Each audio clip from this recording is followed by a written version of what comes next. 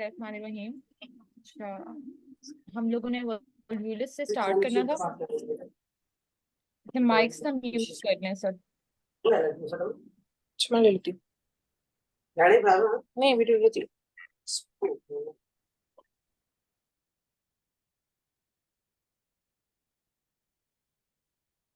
वॉल्यूलस basically क्या होता है कि twisting of portion of bowel around this around its mesentery. ठीक है, मिजेंट्री के अराउंड अगर बाउल का पोर्शन ट्विस्ट कर जाता है तो उसको हम कहते हैं वॉल्यूलस। आवाज ठीक आ रही है? आप लोगों को क्लियर है? अगर आवाज आपको प्रॉपर ना आ रही है तो मुझे बता दे, मैं नेट कनेक्शन चेंज कर लूंगी। ठीक है, ओके।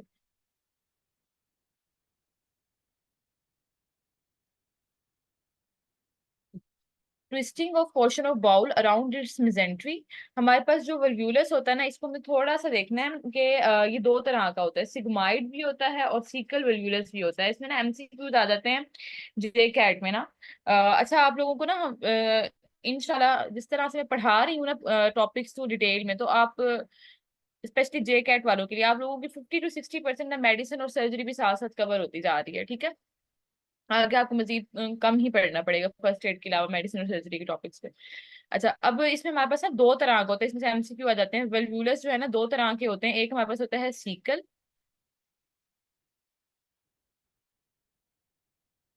और दूसरा हमारे पास इसमें होता है सिग्माइड। ठीक है, सिग्माइड कोलोन का जो होगा वो अगर सिग्माइड कोलोन अपनी मेसेंट्री के अराउंड ट्विस्ट करती है तो इसको हम कहते हैं सिग्माइड का वल्वुलस होगा। अगर सिकम करता है तो वो सीकल वल्वुलस होता है। ठीक है, अब इसमें जो ट्विस्टिंग होती है ना वो क्लॉकवाइज भी हो सकती है और एंटी क्लॉकवाइज भी होती है। ठीक है, मतलब फॉर एग्जांपल एक स्ट्रक्चर है, उसकी मेजेंट्री पड़ी हुई है। ठीक है, ये मेजेंट्री फॉर एग्जांपल इस तरह से, और यहाँ पे ये गट है। ठीक है, इसने अगर इसके अराउंड ट्विस्ट करना है ना, ये इस फॉर्म में आके ट्विस्ट भी कर जाएगी। ठीक है, या फिर नीचे से ये वाली ट्विस्टिंग भी हो जाएगी, जिसको कहते हैं ये एंटी क्लॉकवाइज डायरेक्शन। ये क्लॉक की डायरेक्शन ये होती है ना, मतलब ये हम चलते हैं कि अगर ये 12, ठीक है, 1 2, तो ये इस तरह से क्लॉक की डायरेक्शन ये है, ये क्लॉकवाइज है और ये एंटी क्लॉकवाइज है। तो ये एक पोटेंशियल एमसीक्यू है कि जो सीकल वल्वुलस होता है सीकम का, वो क्लॉकवाइज होता है। ठीक है, इसमें जो हमारे पास ट्विस्टिंग होती है ना वो होती है क्लॉकवाइज, और जो सिग्माइड होता है इसमें होती है एंटी क्लॉकवाइज या फिर काउंटर क्लॉकवाइज। ये आप नोट कर लें। सीकल वल्वुलस में हमारे पास ट्विस्टिंग होगी क्लॉकवाइज और सिग्माइड वल्वुलस में होती है एंटी क्लॉकवाइज। अब इसमें मुझे हमारे पास होगा कि ये throughout the GIT tract वैसे हो सकता है, लेकिन मतलब गैस्ट्रिक वल्वुलस भी होते हैं। ठीक है, गैस्ट्रिक वल्वुलस की एग्जांपल दे देंगे, ये जो होंगे हमारे पास पैरा एसोफेजियल हर्निया। आप लोगों को अगर याद हो तो दो तरह के हमने हर्निया पढ़े थे। जल्दी जल्दी से ना ये टेक्स्ट करें इनबॉक्स में, मुझे बताएं कि कौन से दो तरह के हमने हर्निया पढ़े थे गैस्ट्रिक वाले वन ना। एक पैरा एसोफेजियल था नाम आगे, दूसरा कौन सा था? ठीक है, ये स्लाइडिंग हर्निया। तो स्लाइडिंग हर्निया होता है और पैराएसोफेजियल हर्निया होता है। स्लाइडिंग हर्निया जो गर्ड है हमारे पास, उसकी एसोसिएशन किसके साथ थी? पैराएसोफेजियल के साथ थी या स्लाइडिंग हर्निया के साथ थी? जल्दी जल्दी से बताएं। ये दोनों हाइटल हर्निया ही होते हैं। हाइटस जो है ना वो एक ओपनिंग सी होती है डायफ्राम में। ठीक है, ये दोनों जो है ना वहीं से हर्निएट करके अबव जाएंगे थोरेक्स में ना, मतलब स्टमक जो है ना यहाँ से थोरेक्स में चला जाता है हाइटस से पास करके। अब इनमें हाइटल हर्निया में ना दो होते हैं, स्लाइडिंग हाइटल और पैराएसोफेजियल। स्लाइड अब मुझे हाँ, स्लाइडिंग जो है उसकी एसोसिएशन होती है विद गर्ड। ठीक है, क्योंकि वो प्रॉपर जो है वो गैस्ट्रोएसोफेजियल जंक्शन भी ऊपर चला जाता है। पैराएसोफेजियल में वो साइड से जाएगा, नाम से पता चला है पैराएसोफेगस के अराउंड से। तो ये जो है ना ये भी वल्वुलस करा देता है। ठीक है, वो ट्विस्टिंग करके इसमें सिवियर एब्डोमिनल पेन होगी और हीविंग। ठीक है, नेसोगैस्ट्रिक ट्यूब नहीं पास कर पा रहे होंगे क्योंकि वो जो हमारे पास एसोफेगस के अराउंड जो है स्टमक जो है वो ट्विस्ट किया हुआ है, तो वहां पे हम एनजी नहीं पास कर सकते। ठीक है, अब मिड गट वल्वुलस का वो कह रहे हैं मिड गट कहाँ तक थी? जल्दी जल्दी मुझे बताते जाए, मैंने आप लोगों को कराया था। मिड गट कहाँ तक आ रही होती है? मिड गट होते हैं जो इन्फेंट्स एंड चिल्ड्रन में ज्यादा होते हैं, और सिग्माइड वल्वुलस जो होता है ना वो हमारे पास ओल्डर एडल्ट्स में ज्यादा होता है। मिड गट हमारे पास होती है ट्रांसवर्स कोलोन के ना 2/3 प्रोक्सिमल 2/3 तक। ठीक है, मैंने आपको बताया था ना। उसके बाद फिर डिस्टल 1/3 ऑफ द जो हमारे पास ट्रांसवर्स कोलोन है वहां से हाइंड गट स्टार्ट हो जाती है। ठीक है, तो ये हमें देखना है। अब इसमें मिडगेट वल्वुलस इन्फेंट्स और चिल्ड्रन में ज्यादा होता है, सिग्माइड वल्वुलस जो है वो ओल्डर एडल्ट्स में ज्यादा होता है। मिडगेट वल्वुलस में ना आपने माइंड में याद रख लें, सीकम रख लें, ठीक है, सीकम का वल्वुलस, हमने इन दोनों को कंपैरिजन में लेके चलना है, ठीक है। अब हम इन दोनों को देखते हैं, सीकल का वल्वुलस जो होता है वो क्या होता है, सीकल वल्वुलस में क्या क्या हो रहा है। एक मैंने आपको बता दिया कि ट्विस्टिंग होती है, ठीक है। और वहां पे जो हमारे पास एंटी क्लॉकवाइज ट्विस्टिंग थी सिग्माइड में। फिर ना ये एमसीक्यू पॉइंट है, अगर हम ना एनीमा कराते हैं ना, बेरियम एनीमिया सीकर वेल्वुलस में, तो एक होता है हमारे पास जो है बेरियम एनीमा जो है ना, एक हम देखते हैं बेरियम स्वेलो, ठीक है, एक बेरियम स्वेलो होता है, एक होता है बेरियम एनीमा। बेरियम स्वेलो हम कराते हैं एक्लेजिया में, ठीक है, क्लेजिया में मैंने आपको पढ़ा था ना बेरियम, और वहां पे हमें बर्ड डी के पेरेंट्स आ रही होती है। और बेरियम एनीमा कराने पे, अगर ये आपने ना इन वर्ड्स को और करना है, बेरियम एनीमा का वर्ड है या बेरियम स्वेलो का वर्ड है, अगर बेरियम एनीमा कराने पे हमें बर्ड डी के पेरेंट्स मिलेगी ना, तो वो शो कर रही होती है सीकल वल्वुलस को। वो यही होता है कि जब सीकम ट्विस्ट किया होगा ना मिसेंट्री के आउट, तो उसका पिछला वाला पोर्शन डिस्टेंडेड होगा, आइलियम वाला पार्ट, ठीक है, और आगे से वो खुद जो है वो कंस्ट्रक्टेड फॉर्म में आया होगा, तो बर्ड बी का पेरेंट्स मिल रही होती है सीकल वल्वुलस में बेरियम एनीमा कराने पे, ठीक है। और उसके अलावा इसमें हमारे पास ना बेरियम एनीमिया में ना ये जो सीकम होता है लेफ्ट साइड पे होता है, ठीक है। मतलब यूजली सीकम राइट साइड पे होता है और सिग्माइड क्रोन लेफ्ट साइड पे, तो सीकम में ना हमें एब्डोमिन मिड लाइन में या राइट साइड पे करके ना स्वेलिंग सी नजर आ रही होगी, ठीक है, फीकल वल्वुलस में।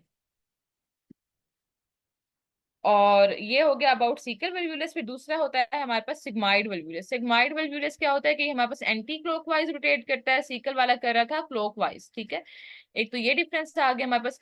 दूसरा सिग्माइड वल्वुलस में हमने ये पढ़ लिया कि इसमें ना कॉफी बीन साइन होता है ऑन द एक्सरे, ठीक है। एक्सरे पे ना मतलब इस तरह से होता है, असल में ये होता क्या है कि यहाँ पे ना जो लूप ऑफ कोलोन है ना, वो पेल्विस से अराइज करती है। मतलब फॉर एग्जांपल अगर ये यहीं से इमेजिन कर लीजिए पेल्विक रीजन है, लूप, ये सिग्माइड कोलोन का ही बताया हुआ, ये तो क्योंकि loop of colon pelvic region से राइज करके डायाफ्राम तक जा रही है, ये इस तरह से ट्विस्ट करके पड़ी हुई है। तो ये जो शेप है ना, ये ओमेगा साइन बन रहा है, इसे कॉफी बीन साइन भी कहते हैं, ये ओमेगा शेप है, जैसे ओमेगा होता है ना, ओमेगा इस तरह से होता है ना, ठीक है, ऑलमोस्ट ऐसी शेप है। या कॉफी बीन जो है ना वो भी ऐसी शेप होती है। तो ये एमसीक्यू आ जाता है, बहुत इंपॉर्टेंट एमसीक्यू, और 3-4 बार आ चुका है जे कैट में कि जो है एक्सरे पे सिग्माइड वल्वुलस की अपीयरेंस कौन सी होती है, कॉफी बीन या फिर हमारे पास ओमेगा साइन नजर आ रहा होता है, ठीक है, क्योंकि वो पेल्विस से लेकर ऊपर डायफ्राम तक इस तरह से एक्सटेंड कर रहा होता है। या इसको दूसरा नाम भी देते हैं बेंट इनर ट्यूब, कि इनर ट्यूब है ना बेंट फॉर्म में, ये ऐसे लग रही है ना इसकी शेप की, ट्यूब बेंट हुई हुई है। सीधी ट्यूब इस तरह से होगी, ठीक है, ये सीधी ट्यूब जा रही है, ये इस तरह से अगर इसको हम बेंट कर दें तो इसकी अपीयरेंस कुछ ऐसे बनती है। तो बेंट इनर ट्यूब लगेगी ये, या फिर हमारे पास ओमेगा साइन या फिर कॉफी बीन साइन होता है, ठीक है। और इसमें एब्डोमेन की डिस्टेंशन लेफ्ट आइलिक फोसा से स्टार्ट होती है सिग्माइड वल्वुलस में, और फिर ओवरऑल पूरे एब्डोमेन में डिस्टेंशन आ रही होती है। ये वल्वुलस हो गया, ठीक है। अब है हमारे पास other intestinal disorders. Other intestinal disorders में ना हमने देख लेना है एक्यूट मेसेंटेरिक इस्कीमिया है, एंजियोडिस्प्लेजिया है, मेनली जो ज्यादा इंपॉर्टेंट है इसको हम डिटेल में पढ़ेंगे, एक्यूट मेसेंटेरिक इस्कीमिया को और क्रॉनिक मेसेंटेरिक इस्कीमिया, वो भी वही बात आ जाती है, मेनली हमें मेसेंटेरिक इस्कीमिया देखना है कि ये क्या होता है, ठीक है। अब उसमें ये कह रहे हैं कि इंटेस्टाइनल ब्लड फ्लो का अगर ब्लॉकेज हो जाए, क्रिटिकल ब्लॉकेज, मतलब एकदम से, क्रिटिकल का मतलब होता है कि अचानक से हो जाए, एकदम से हो जाए और सिवियर हो जाए, उसको कहते हैं कि हमारे पास कि ये इंटेस्टाइनल ब्लड फ्लो का ब्लॉकेज क्रिटिकल हो गया।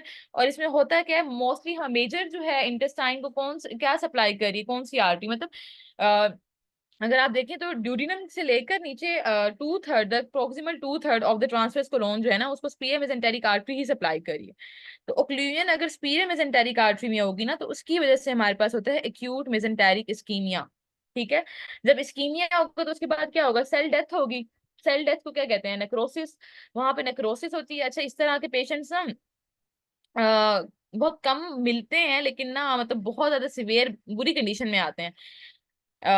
लास्ट ही हम लोगों के पास ये ऐसे ही पेशेंट आया हुआ था जिसकी ना मतलब इसके ना मेन ये होता है कि डायग्नोसिस करना मुश्किल होता है। अब इसका एक एमसीक्यू आता है कि इसकी डेफिनेटिव डायग्नोसिस क्या है, तो इसकी डेफिनेटिव डायग्नोसिस होती है मेसेंटेरिक एंजियोग्राफी। मेसेंटेरिक एंजियोग्राफी अब कौन करा रहा होता है, उस तरफ कौन जाता है, ठीक है।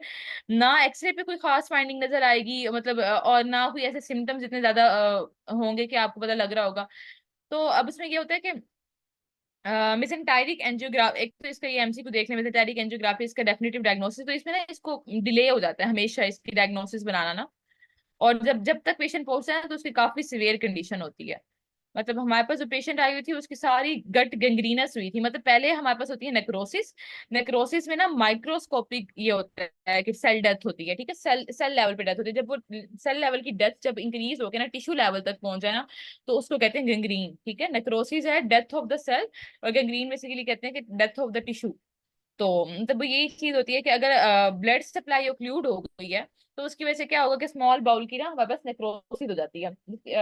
और वैसे ये इतनी बिनाइन कंडीशन, इतना पता नहीं लग रहा होता। अब जो एब्डोमिनल एग्जामिनेशन करेंगे ना, मतलब इसमें जो मेन मसले वाली बात अब ये है कि एब्डोमिनल एग्जामिनेशन में ना पेशेंट जो है वो कंप्लेन कह रहा है कि वो स्टूल भी पास कर रहा है, कि स्टूल में ना हल्का थोड़ा बहुत ब्लड आ रहा होगा, इतना ज्यादा ब्लड नहीं आ रहा होता, ज्यादा ज्यादा कुछ केसेस में ब्लड आ रहा होता है ज्यादा, वरना अदरवाइज इतना सिग्निफिकेंट ब्लीडिंग भी नहीं होती। स्टूल पास कर रहा है, उसका एब्डोमिन सॉफ्ट पड़ा हुआ है, ठीक है, इवन कि उसकी ना पेरिस्टाल्टिक मूवमेंट से कुछ हद तक मिल रही होती है, मतलब बाउल साउंड्स भी ऑडिबल होती हैं।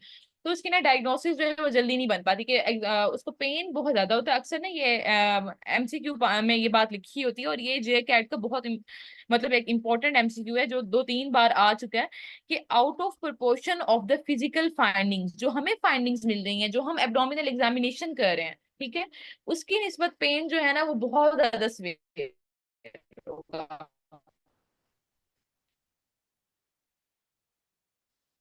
हम देख रहे हैं एब्डोमिन को, पेशेंट कह रहा है कि मुझे शदीद पेन है, और मतलब वो चीखे मार रहा है और इस तरह से ना, तो इसमें ना अक्सर मतलब वो डायग्नोसिस जो होती है ना वो मिस हो जाती है। एक मिनट मैं इसको चेंज कर दूं।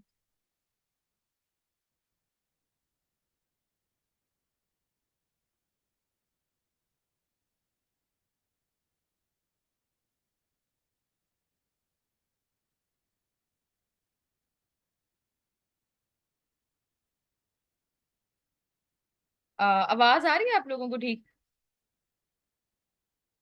मैं नेट कनेक्शन को ठीक चेंज। चले,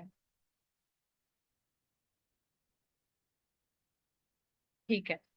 अब आगे कहते हैं, अच्छा इसमें ना हम लोग यही देख रहे थे कि उसकी जो फिजिकल एब्डोमिनल फाइंडिंग्स है ना, उसको स्टूल फेटस पास, उसका एब्डोमिन सॉफ्ट है, लेकिन वो मतलब बहुत सिवियर पेन में, out of proportion pain, out of proportion, ये लाइन को ना बहुत अच्छे से हाईलाइट कर रहे हैं। ये इसका टिपिकल जो है ना पिन पॉइंट डायग्नोस्टिक फीचर है, जो बताता है एक्यूट मेसेंटेरिक इस्कीमिया की तरफ लेके जा रहा होता है, ठीक है, abdominal pain out of proportion to the physical finding, ठीक है।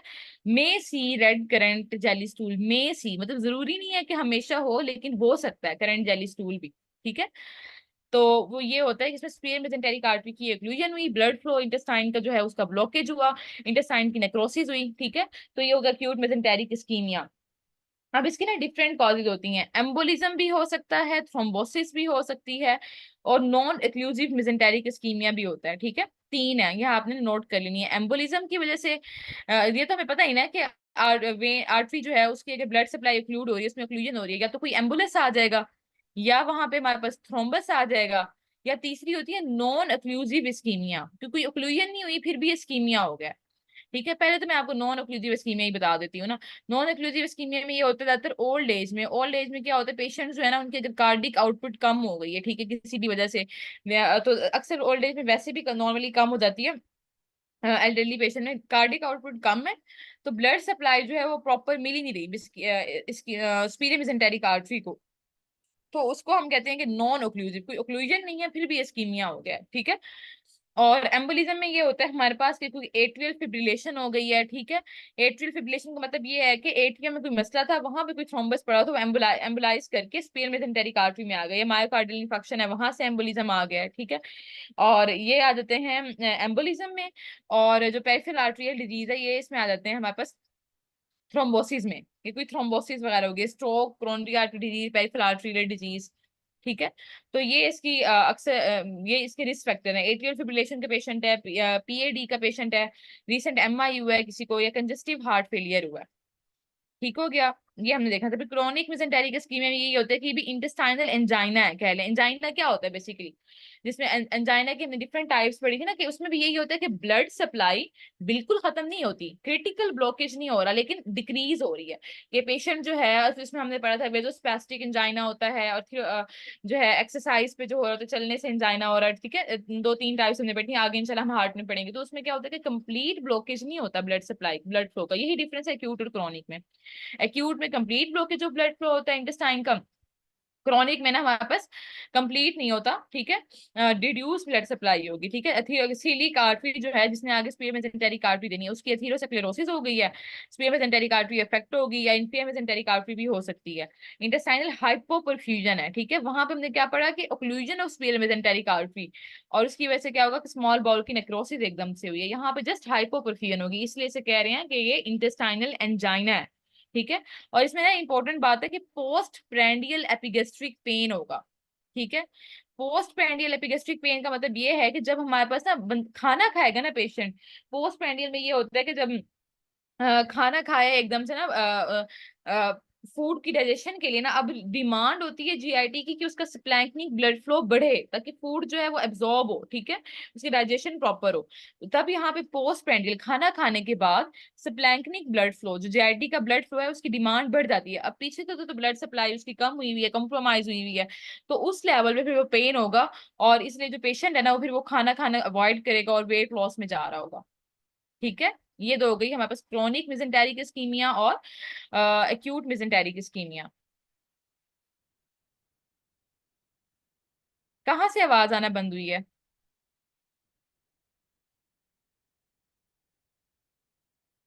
बताएं आवाज कहाँ से आना बंद हुई है? ये एक्यूट मिजेंटेरिक इस्कीमिया पूरा सुना है आप लोगों ने? हाँ, ये हो सकता है कि आप मुझे बता दें, अगर एक आध बच्चे का मसला है ना, तो शायद उसका नेट प्रॉब्लम हो, क्योंकि मैंने तो अब ये नेट सही किया हुआ है, मतलब यहाँ से तो ठीक है सिग्नल्स, ठीक है। ओके। अच्छा, उसके बाद हमारे पास आ जाता है एंजियोडिस्प्लेजिया।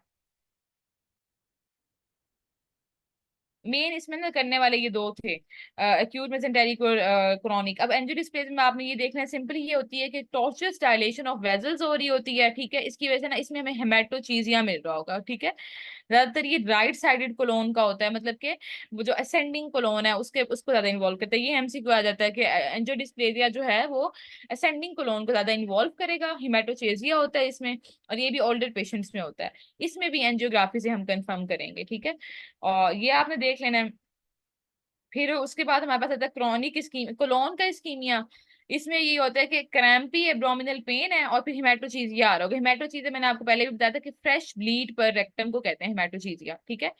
और ये इंपॉर्टेंट बात है, कोलोनिक इस्कीमिया कहाँ होता है? वाटर शेड एरियाज पे ज्यादा होता है, जो मैंने आपको बताया था ना, दो, एक स्प्लीनिक फ्लेक्चर बताया था और एक रेक्टोसिग्माइड जंक्शन बताया था। यहाँ पे ये कोलोनिक इस्कीमिया के चांसेस ज्यादा होते हैं। अच्छा, ये जो थंब प्रिंट साइन है ना, म्यूकोजल एडिमा और हेमरेज की वजह से, ये कोलोनिक इस्कीमिया में भी नजर आता है, ये एक्यूट मेसेंटेरिक इस्कीमिया में भी नजर आता है, ठीक है। तो इसमें आपने कंफ्यूज नहीं करना कि अगर साइन सारे वो दे रहे हैं, abdominal pain out of proportion आ रहा है और पेरिफेरल आर्टेरियल डिजीज वगैरह मेंशन की हुई है, साथ में थंब प्रिंट साइन दिया हो, तो इस ये नहीं सोचना कि कोलोनिक इस्कीमिया में था थंब प्रिंट साइन। तो आपने मतलब देखना है कि thumb print sign colonic ischemia में भी आ रहा है और एक्यूट मेसेंटेरिक इस्कीमिया में भी आ रहा है, ठीक है, दोनों में होता है ये। फिर आरलीएस में ये होता है कि सिंपली हाइपोमोटिलिटी विदाउट ऑब्स्ट्रक्शन, कोई ऑब्स्ट्रक्शन नहीं है, गट ने वैसे ही उसकी मोटिलिटी कम हो गई है, जैसे कि पैरालिटिक आरलीएस हम पढ़ते हैं अक्सर पोस्ट ऑप पेशेंट में ये होता है। ये एक साइड इफेक्ट कह लें उसका है हमारे पास, रिस्पेक्ट जीए का, जनरल एनेस्थीसिया स्पाइनल का, ठीक है। तो उसमें आईएस हो रहा था कि हाइपोमोटिलिटी गट की हो जाती है, लेकिन कोई ऑब्स्ट्रक्शन नहीं होती, कॉन्स्टिपेशन हो रही है, फ्लैटस डिक्रीज हो रहा है, ठीक है, एब्डोमिन डिस्टेंड होने लग जाएगा, बाउल साउंड डिक्रीज हो रहे होते हैं इसमें। ये वही कह रहे हैं, एब्डोमिनल सर्जरीज हो उसके बाद होता है ये आईएस, ओपिएट्स के यूज से होता है, हाइपोकलीमिया में भी होता है। इसलिए तो हम अक्सर वो होता है ना, पोस्ट ऑप पेशेंट में अगर आईएस में जा रहे हैं, अगर वो पास नहीं कर रहे स्टूल फ्लैटस, तो उनको हम केसीएल देते हैं, केसीएल का एम्प्यूल साथ में चला रहे होते हैं, तो क्योंकि हाइपोकलीमिया इसकी रीजन होती है आईएस की, ठीक है। ये आईएस की रीजन देख लेनी है, ओपिएट्स, हाइपोकलीमिया, एब्डोमिनल सर्जरी, ठीक है। ट्रीटमेंट वही, बाउल रेस्ट करेंगे, इलेक्ट्रोलाइट करेक्शन करेंगे। अच्छा, इसमें ना हम एक एमसीक्यू आया था, कोलिनर्जिक ड्रग देते हैं बिथैनिकोल। ठीक है। ये पैरासिम्पैथोमाइटिक है या कोलिनर्जिक ड्रग है, ये बिथैनिकोल देते हैं। ये एमसीक्यू है जे कैट का, तो ये पूछा हुआ था कि उसमें था एब्डोमिनल सर्जरी की है, उसके बाद ना उसे आईएलएस हो गया, तो हम ड्रग कौन सी देंगे। ये वैसे मैंने इंशाल्लाह आपको जब फार्मा करानी है तब भी बताना था, ठीक है। बिथैनिकोल देते हैं हम।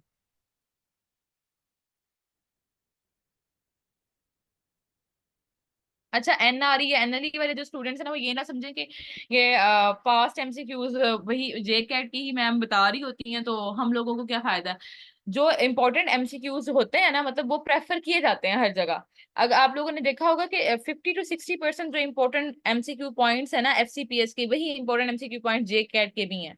तो वही इंपॉर्टेंट फॉर एनएलई एनआरई भी होते हैं। तो जो मैं एमसीक्यूज पॉइंट आउट करा रही होती हूँ ना, तो उन लोग वहां पे आपने कान खड़े कर लेने हैं और वो आपने अच्छे से अंडरलाइन करके साथ में नोट कर लेने हैं, ठीक है। वो इंशाल्लाह आपको फायदा देंगे। यही इंपॉर्टेंट टॉपिक्स यही होते हैं जो क्लिनिकली ज्यादा देख भी रहे होते हैं और पेपर में भी आ रहे होते हैं, ठीक है। फिर नेक्रोटाइजिंग एंटीरोकोलाइटिस है। नेक्रोटाइजिंग एंटीरोकोलाइटिस का ना इसमें आपको ये बात बताओ कि हमें जो इंटेस्टाइनल वॉल है ना उसमें एयर मिलती है, नीमो इंटेस्टाइनलिस मिलता है, न्यूमेटोसिस इंटेस्टाइनलिस या न्यूमेटो इंटेस्टाइनलिस मिल रहा होता है, ठीक है। ये एक इसका इंपॉर्टेंट बात है, ये आपको बताओ, ठीक है। और मोस्ट कॉमनली ये कहाँ पे इफेक्ट करता है necrotizing enterocolitis, terminal ileum and proximal colon को।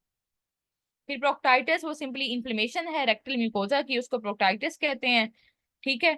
और इसमें देख लेना एक दो ऑर्गेनिज्म नजेरिया गोनोरिया क्लेमिडिया वगैरह करा रहा है, इतना ज्यादा इंपॉर्टेंट। इसमें जब भी रेक्टल से एसोसिएटेड कुछ होता है ना पेशेंट, तो उसमें टेनिस्मस आ रही होती है। टेनिस्मस का मतलब ये होता है कि मतलब फीलिंग ऑफ, मतलब इसमें ये होता है कि स्टूल पास करने के बाद भी ना उसको एक वो रहती है, अर्ज टू डेफिकेट रहता है कि मतलब उसको इनकम्प्लीट इवैक्यूएशन जो है वो फील होती रहती है पेशेंट को ना। टेनेस्मस में ये होता है कि स्टूल पास करती है उसके बाद भी ना सेंस ऑफ इनकम्प्लीट इवैक्यूएशन आ रही होती है, ठीक है। तो उसके बाद स्मॉल बाउल ऑब्स्ट्रक्शन, ये आपने देख लेना, ये इंपॉर्टेंट है, इसमें से एमसीक्यूज आते हैं कि नॉर्मल फ्लो ऑफ इंटरल्यूमिनल कंटेंट्स अगर इंटरप्ट हो जाए, कोई भी ऑब्स्ट्रक्शन आ गई है, ठीक है। तो इसमें क्या होगा कि इंटेस्टाइन जो होगी पीछे वाली एक जगह पे, जैसे हमने पीछे पढ़ा था ना हर्शपंग डिजीज में, उसमें भी यही हुआ था ना कि कंस्ट्रक्टेड हो गया था वो सेगमेंट जहाँ पे न्यूरॉन्स की नहीं आए थे, ठीक है।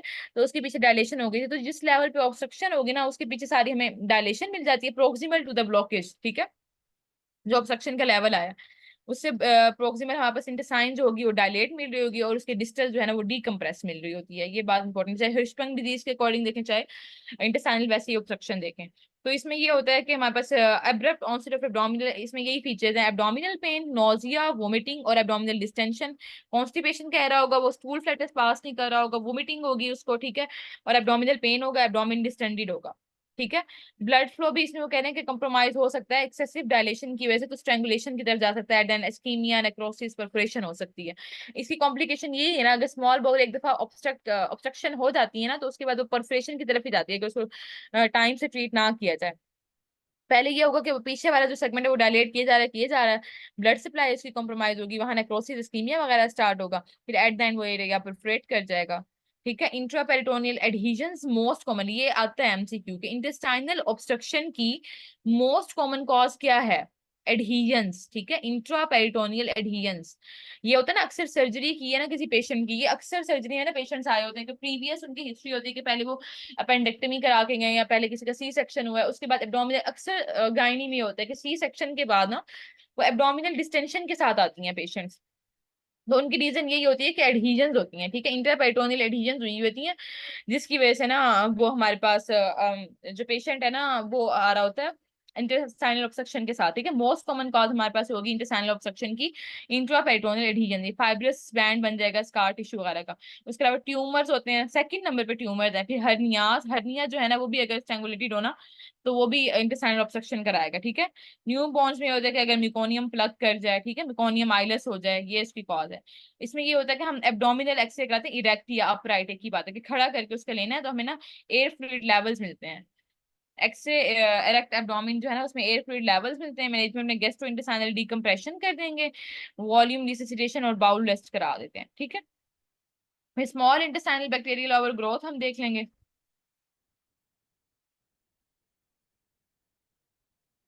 बाउल रेस्ट का अच्छा मीन ये होता है कि हमने ना उसको खाना पीना बंद कराना है, एनपीओ कराना है, ठीक है, ताकि उसकी जो डाइजेशन है ना वो गट को ना काम ना करना पड़े। ठीक है, बाउल रेस्ट का मतलब ये होता है कि हमने उसको एनपीओ कर देना, सिंपल वर्ड्स में। ना वो कोई फूड लेगा ना जो है, ऐसे ही होता है जब भी एब्डोमिन डिस्टेंशन के साथ आता है ना। अच्छा, ये एमसीक्यू भी आता है, ये लास्ट टाइम एमसीक्यू था भी, कि एब्डोमिनल डिस्टेंशन के साथ एक पेशेंट आया तो फर्स्ट लाइन मैनेजमेंट क्या करेंगे। तो उसमें फर्स्ट लाइन मैनेजमेंट में ना उन्होंने इसका बाउल रेस्ट का वर्ड नहीं लिखा हुआ था, उन्होंने उसमें लिखा हुआ था कि एनपीओ करा देंगे। एनपीओ का मतलब ही बाउल रेस्ट है, कि मतलब एनपीओ मतलब नथिंग पर ओरल, ठीक है। तो हमने उसको मुंह से कुछ नहीं देना। जो भी हम उसको ना डेक्सट्रोज से देते हैं और रिंगर देते हैं, अगर वो मतलब डायबिटिक नहीं है तो फिर रिंगर, अदरवाइज नॉर्मल स्लाइन दे रहे होते हैं। तो उसको हमने फ्लूइड देना है 3 लीटर पर डे। ये एक सर्जरी का ये प्रोटोकॉल है कि हम उसको फ्लूइड चला रहे होते हैं, साथ में एंटीबायोटिक्स दे रहे होते हैं।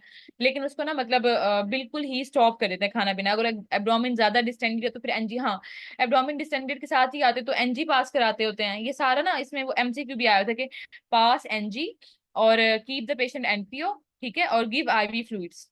ये एमसीक्यू भी है जे कैट का। तो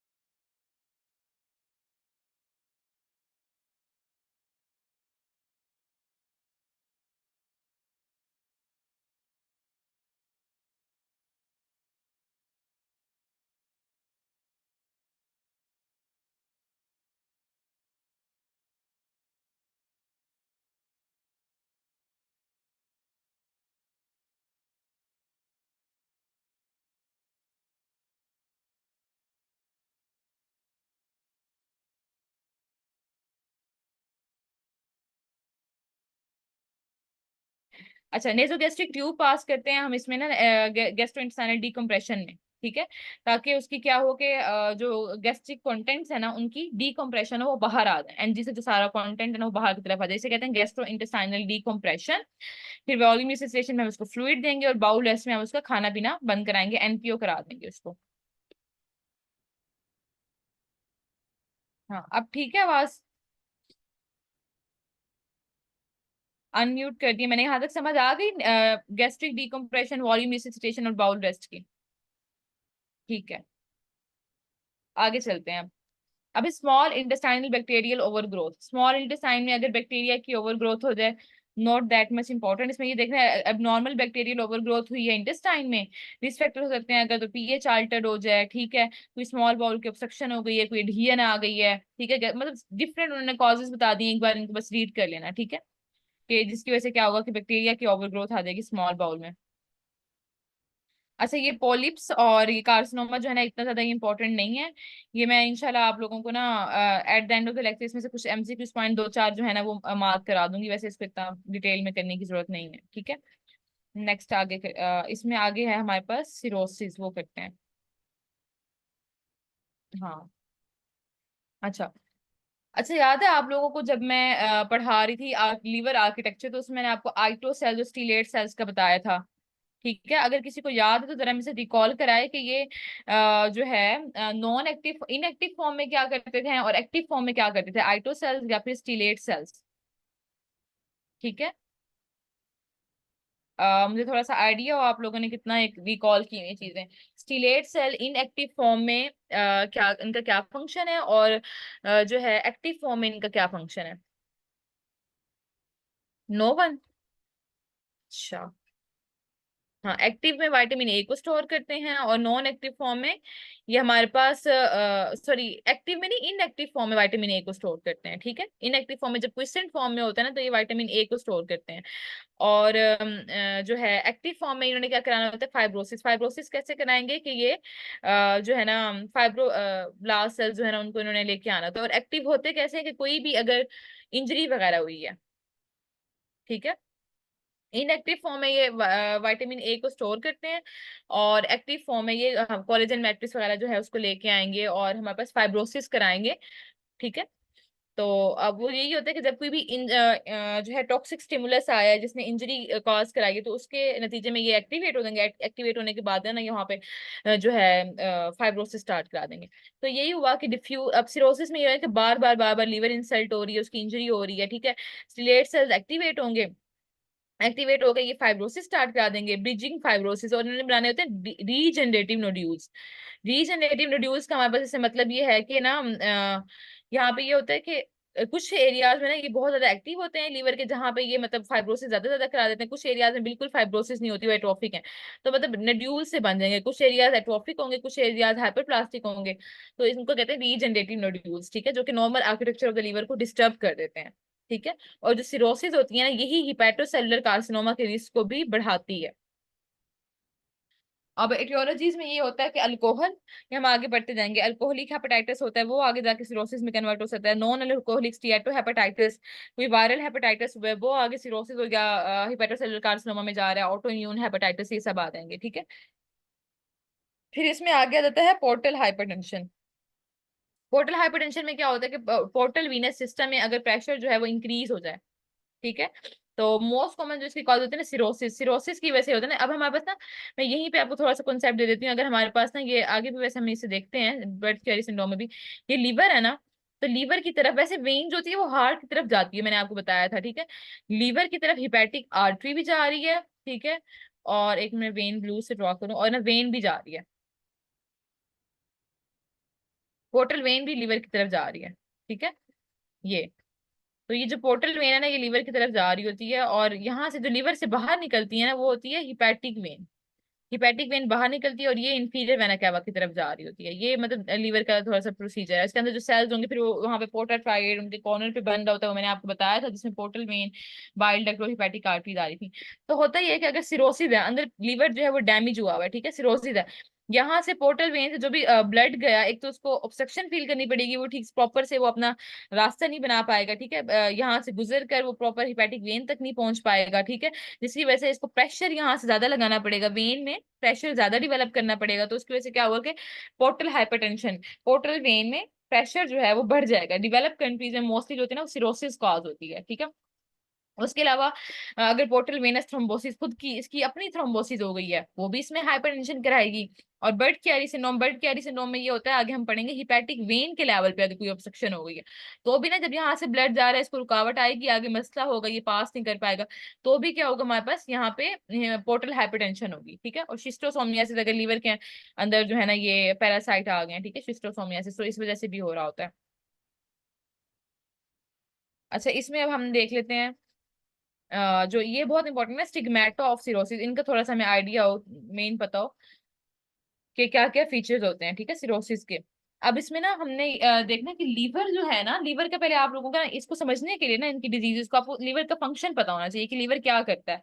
लीवर ग्लूकोनियोजेनेसिस कराता है। ठीक है।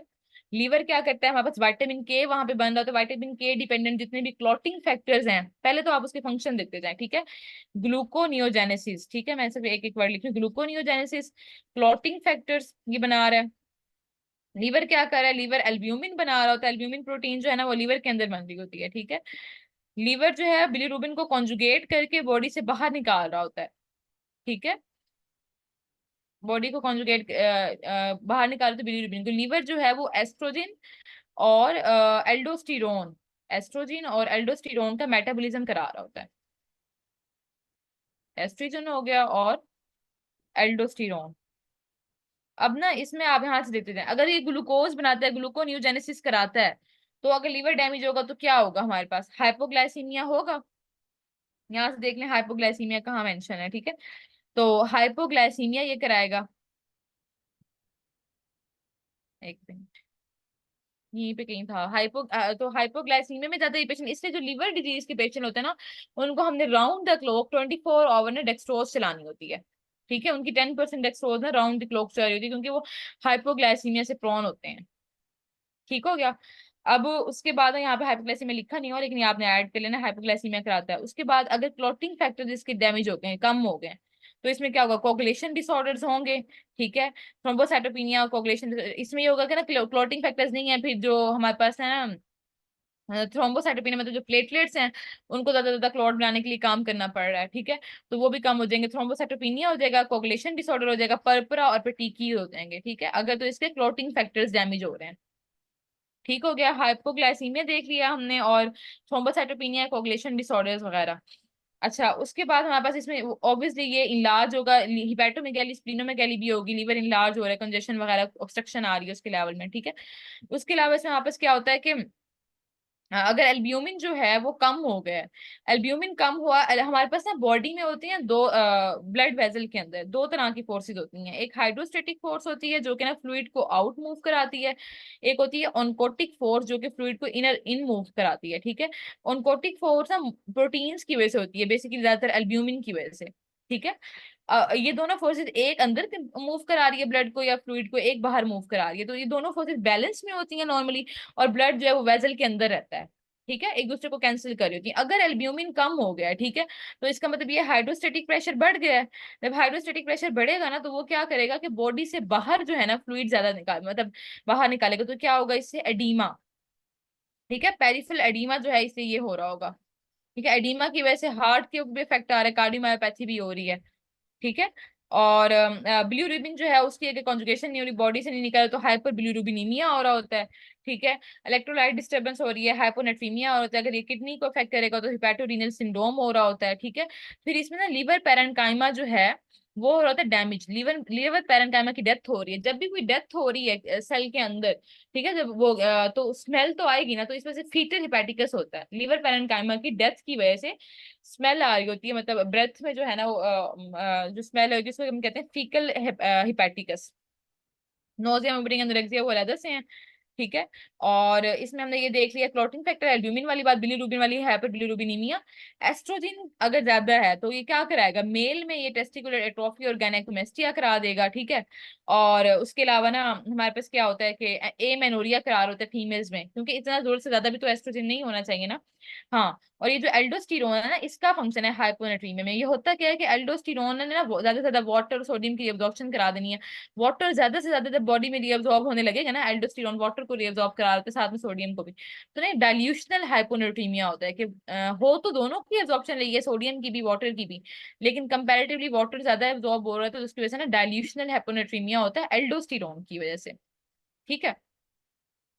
हमने देख लिया पीटर हेपेटिकस, थ्रोम्बोसाइटोपिनिया क्या क्लोटिंग फैक्टर्स की वजह से आ रहा था, ठीक है। हिपैटोरीनल सिंड्रोम में रीनल किडनी डैमेज हो रही थी, हाइपर बिलिरुबिनीमिया क्योंकि बिलिरुबिन जो है उसकी कॉन्जुगेशन नहीं हो रही, हाइपोनेट्रीमिया क्योंकि डायल्यूशनल हाइपोनेट्रीमिया एल्डोस्टेरोन की वजह से हो रहा है, और जो है एल्ब्यूमिन कम होने की वजह से पेरिफेरल एडीमा हो रहा है, और कार्डियोमायोपैथी भी हो रही है, ठीक है। उसके अलावा ना प्रोटोसिस्टेमिक शंट्स बन जाते हैं, जो पोर्टल हाइपरटेंशन होगी ना इन पेशेंट्स में, लीवर में मसला है, पोर्टल हाइपरटेंशन हो रही है, तो उसमें हमारे पास प्रोटोसिस्टेमिक शंट बन जाएंगे। अच्छा, ये भी हमारे पास ये देख लें कि अगर हमारे पास ना लीवर डैमेज है, ठीक से प्रॉपर बाइल जो है वो निकल नहीं रहा बॉडी से, तो वो जॉन्डिस कराएगा, और इसमें ना स्पाइडर एंजियोमास और पाल्मर बनते हैं, ठीक है। स्किन पे ना न्यू वेजल्स बनने लग जाती हैं, जिसको हम कह रहे होंगे स्पाइडर एंजियोमास और पाल्मर हो रहा है, ठीक है, बॉडी के अंदर। ये भी एस्ट्रोजन का इफेक्ट है, बेसिकली एस्ट्रोजन ज्यादा होने की वजह से होता है, ये स्टार लगा है ना नीचे में बता रहा है एस्ट्रोजन ज्यादा होने की वजह से, ठीक है। अब ये प्रोटोसिस्टेमिक शंट वाला, अच्छा प्रोटोसिस्टेमिक शंट मैंने आप लोगों को बताए थे, वो आप लोगों को याद है, तीन थे प्रोटोसिस्टेमिक शंट, ठीक है, वो आप लोगों को आने चाहिए। अब इसमें ये होता है, हमने वही बताया हुआ है, एसोफेजियल एंड गैस्ट्रिक वेन्स वाला जो है उसमें क्या होगा, हेमेटोमेसिस हो रही होगी, मेलिना हो रहा होगा, ठीक है। कैपिट मेडुसी हो गया, एनोरेक्टल वेरिसिस, ये तीनों प्रोटोसिस्टेमिक शंट है, और ये सिरोसिस वाले पेशेंट में मिल रहे होते हैं, ठीक है। और ऑब्वियसली एसाइटिस भी इसी वजह से मिल रही है कि भाई अनकोटिक प्रेशर कम हुआ है, तो फ्लूइड जो है एब्डोमेन में आने लग गया है, और स्पॉन्टेनियस बैक्टीरियल पेरिटोनाइटिस के चांसेस भी इसमें बढ़ जाते हैं, ठीक है। All clear? क्लियर है?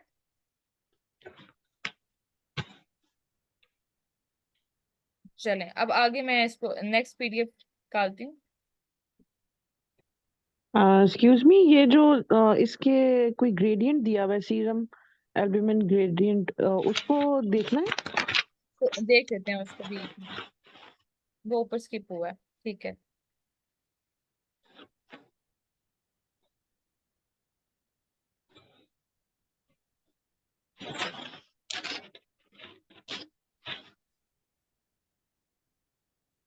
ठीक है, इसमें ना हम लोग देख रहे थे एल्ब्यूमिन ग्रेडियंट, हाँ। अच्छा, सीरम एसाइटिस एल्ब्यूमिन ग्रेडियंट, इसमें हमने क्या देखना होता है कि जो एल्ब्यूमिन है ना उसका डिफरेंस देखना है इन द एसाइटिक फ्लूइड और इन द सीरम, ठीक है। डिफरेंस हमने लेना है, सीरम में जो है एसाइटिक फ्लूइड कितना है और एल्ब्यूमिन कितना है और एसाइटिस में कितना है। Albumin in the serum and albumin in the ascites, इसमें हमने एसाइटिस की एटियोलॉजी देखनी है कि एसाइटिस जो है ये पोर्टल हाइपरटेंशन की वजह से है या मतलब जो है अब लीवर के अलावा कोई और कॉज है, ठीक है। तो इसमें ये होता है कि अगर हमारे पास ना सीरम के अंदर एल्ब्यूमिन जो है वो असाइटिस के एल्ब्यूमिन से ज्यादा है, ठीक है, तो इसका मतलब है इसकी कॉज जो है वो पोर्टल हाइपरटेंशन है। अगर ये 1.1 से ज्यादा आ रही है, ये जो है ना माइनस जो है ना, अगर हमने सीरम एल्ब्यूमिन में से सॉरी सीरम के अंदर एल्ब्यूमिन को में से जो है एसाइटिस वाली एल्ब्यूमिन को माइनस कर दिया तो 1.1 से ज्यादा अगर रिजल्ट आएगा, यानी कि सीरम एल्ब्यूमिन जो है वो ज्यादा है, तो इसका मतलब है कि हाइपरटेंशन जो है ना वो पोर्टल कॉज है, उसकी पोर्टल हाइपरटेंशन की वजह से एसाइटिस हुई है, ठीक है। और अगर तो ये उससे 1.1 से कम है तो उसको इसमें हम अदर कॉजेज को रूल आउट कर सकते हैं कि फॉर एग्जाम्पल हिपैटोरीनल सिंड्रोम या बर्ड कैरी सिंड्रोम, मतलब जो आगे लीवर से मतलब आगे जाके स्प्लीनोमेगाली है तो वहां पे भी मसला है, ठीक है। ये चीज हम देखेंगे बेसिकली, और इसमें ना हम आगे इंशाल्लाह जो है इसको देखेंगे, उसमें हमारे पास respiratory system I think table है, मतलब उसमें कराऊंगी तो उसमें असाइटिस वाला ना हम डिटेल में पढ़ेंगे कि प्लूरल एफ्यूजन कब आ रही है, असाइटिस कब आ रही है, ग्रेडिंग क्या होता है, ठीक है। तो ये हम इंशाल्लाह रेस्पिरेटरी में इसको देखना ज्यादा अच्छे से मजे।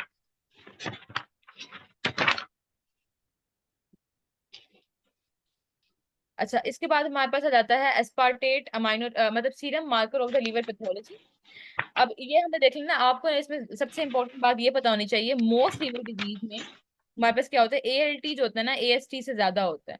अच्छा, एएलटी एएसटी ना बेसिकली शो कर रहे होते हैं कि लीवर इंजरी हुई है, हिपैटोसाइट्स की इंजरी हुई है, लीवर सेल्स डैमेज हुए हैं, ठीक है, हिपैटोसाइट।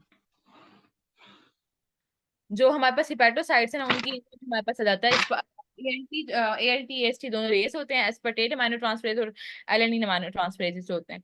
अब इसमें ये होता है कि वो कह रहे हैं अल्कोहलिक हेपेटाइटिस में ना, ये बात थोड़ी सी इंपॉर्टेंट है देखने वाली कि अल्कोहलिक लीवर डिजीज में एएसटी एएलटी से ज्यादा है, ठीक है। यहाँ तक तो बात समझ लें कि एएसटी एएलटी से ज्यादा है, लेकिन उसमें ये देखा जाता है कि 500 तक हो इसकी वैल्यू ना एएसटी की, ये टिपिकली 500 से ज्यादा एक्सीड नहीं करता, ठीक है। अगर ये 500 से ज्यादा एक्सीड कर गया, 1000 तक चला गया, ठीक है, एएसटी एलटी से ही ज्यादा, लेकिन ये 500 से ज्यादा एक्सीड कर गया तो अब ये अल्कोहलिक नहीं होगा, अब इसकी कॉज दूंगी अदर। उसमें हमारे पास आ जाता है acetaminophen toxicity, ischemic hepatitis, ischemia हो गया लीवर का, ठीक है, ब्लड सप्लाई प्रॉपर उसको नहीं मिल रही।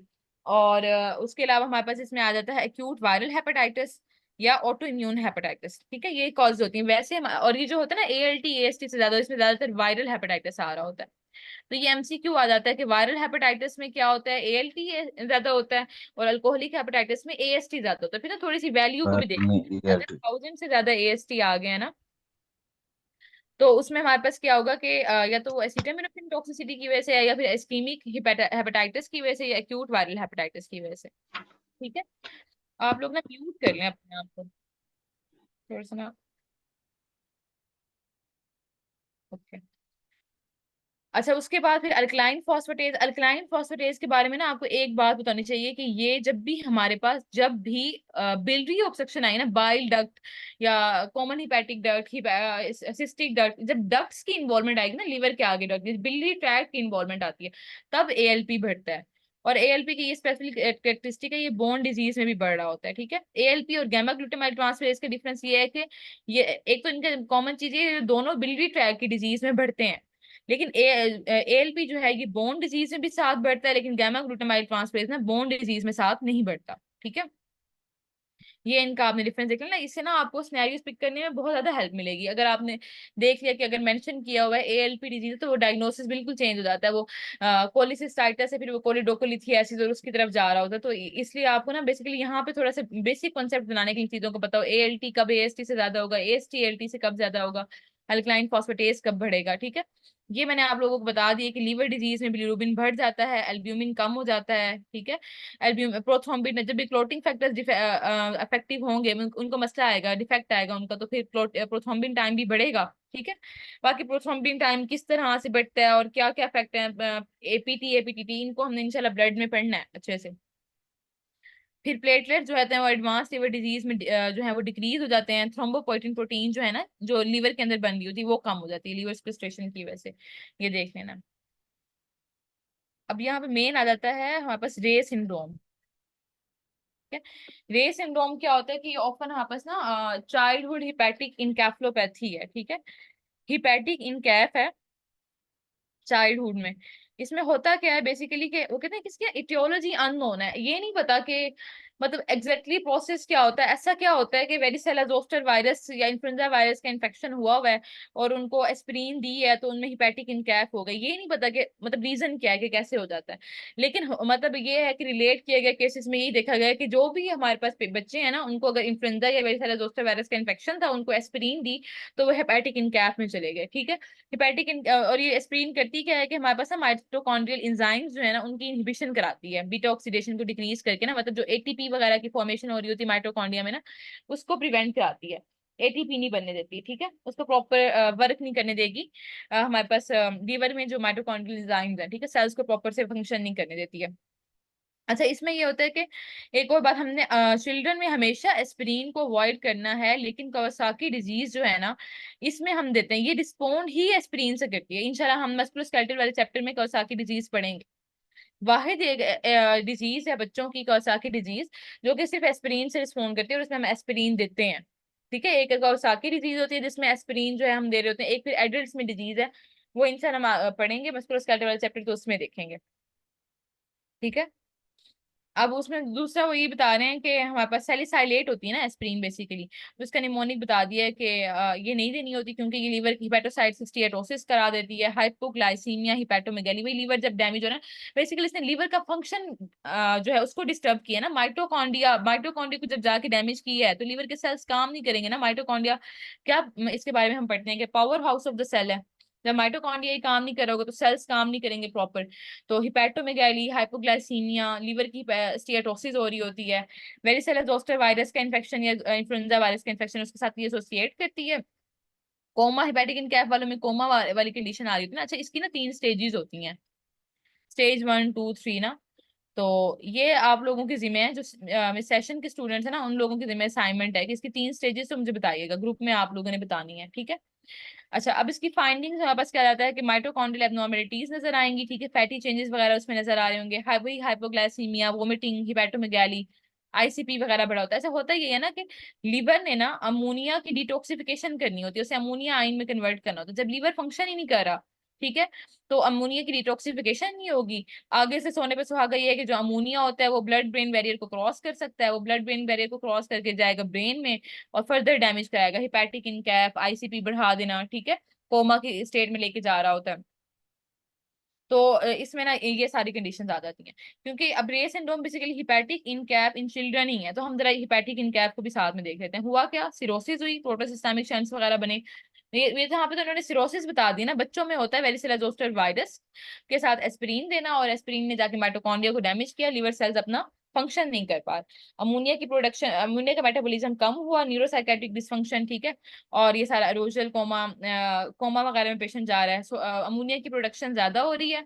अब ये ना इसके ट्रिगरिंग फैक्टर्स होते हैं, ये इंपॉर्टेंट बात है, एमसीक्यू में आ जाते हैं कि कौन से फैक्टर्स हैं जो ट्रिगर करते हैं हिपैटिक इनकैफ को। कोई भी इन्फेक्शन हो, कॉन्स्टिपेशन, इसमें तो ज्यादातर अगर आप लोग वार्ड्स में देखें जो हिपैटिक इनकैफ को पेशेंट आ रहा होता है ना, तो हमने रूल आउट ये करना होता है कि उसको कॉन्स्टिपेशन को रिलीव करने पे लगे होते हैं कि कॉन्स्टिपेशन रिलीव होगी ना तो इसके सिम्टम्स ठीक हो जाएंगे, ठीक है।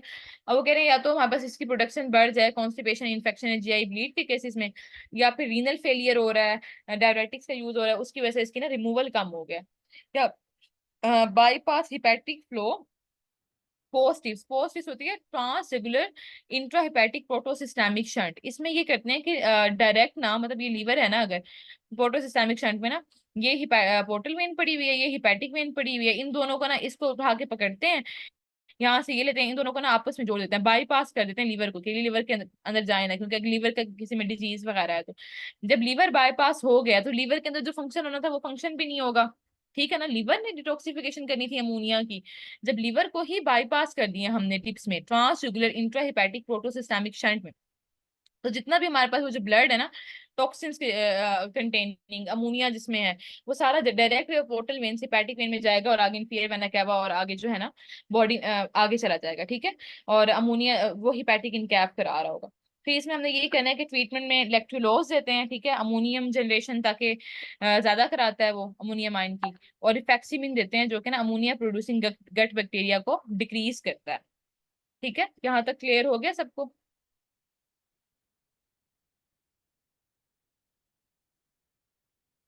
1 मिनट,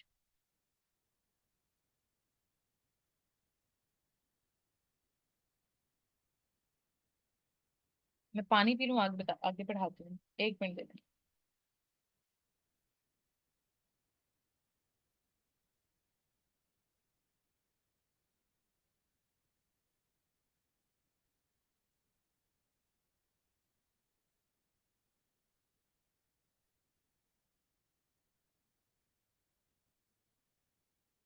अच्छा, इसके बाद हमारे पास आ जाता है अल्कोहलिक लीवर डिजीज और non alcoholic fatty liver disease. Alcoholic liver disease में ना मतलब उसमें कह रहे हैं कि सबसे पहले होती है हेपेटिक स्टीयटोसिस, जिसमें ना माइक्रो मैक्रोवेसिकुलर फैटी चेंजेस आ रहे होते हैं, और ये रिवर्सिबल होते हैं, अल्कोहल की सिडेशन के साथ ना ये खत्म हो जाते हैं। ठीक है, और ये एमसीक्यू लास्ट टाइम एक बार आ चुका है उसमें जे कैट में कि ना अल्कोहलिक हेपेटाइटिस की क्या पिक्चर होती है। इसमें ना हेपेटोसाइट स्वेलन होते हैं, नेक्रोटिक होते हैं, और उनमें ना न्यूट्रोफिल इन्फिल्ट्रेट आ रहा होता है। ठीक है, स्वेलन, नेक्रोटिक और न्यूट्रोफिलिक इन्फिल्ट्रेशन आ रही होती हैं, और साथ में ना जो है उसमें ना बेसिकली उन्होंने यही पूछा होता, यही बस पिक्चर दी थी कि न्यूट्रोफिलिक इन्फिल्ट्रेट पड़ा हुआ है, बहुत वेग सा MCQ बनाया था, और नेक्रोटिक हेपेटोसाइट्स हैं और स्वेलन हुए हैं या बैलूनिंग हुई हुई है उनकी। तो ये कौन सी कंडीशन है ना, ये रिवर्सिबल है या इरिवर्सिबल है? अभी यहाँ तक रिवर्सिबल ही सेल इंजरी होती है, ये इरिवर्सिबल की तरफ अभी नहीं गया। ठीक है, तो उसमें आंसर उसका बनता था रिवर्सिबल सेल इंजरी। उसके बाद आ जाता है मेलरी बॉडीज। मेलरी बॉडीज का आपको पता हो किस में बनती हैं? अल्कोहलिक हेपेटाइटिस में बनती हैं। और मेलरी बॉडीज होती क्या है? ये इंट्रासाइटोप्लाज्मिक यूसिनोफिलिक इंक्लूजन्स होती हैं, ठीक है, जो कैरेटिन फिलामेंट से बनेगी। ये देख लेना, ये MCQ पॉइंट है, ये आ सकता है। फिर अल्कोहलिक सिरोसिस देखना। अल्कोहलिक सिरोसिस में क्या होता है हमारे पास ना, ये इरिवर्सिबल फॉर्म होती है। ठीक है, इसमें स्क्लेरोसिस हो रही है around the central vein, early disease में नजर आएगी। रीजनरेटिव सिरोसिस वही जो मैं आपको पीछे बता चुकी हूँ, रीजनरेटिव नोड्यूल्स बन होते हैं, फाइब्रस बैंड बन होता है, एंड स्टेज रीनल डिजीज आ रही है, पोर्टल हाइपरटेंशन। ठीक है, फिर non alcoholic fatty liver disease क्या होती है ये देख लेना है। ये बेसिकली जो मेटाबॉलिक सिंड्रोम्स होते हैं ना, उनमें ये आती है liver disease, obesity, insulin resistance, hypertension, ट्राइग्लिस हाइपर ट्राइग्लिसरीडीमिया, इन लोगों में ना जिनमें HDL वगैरह कम हो, इनमें होती है non alcoholic fatty liver disease.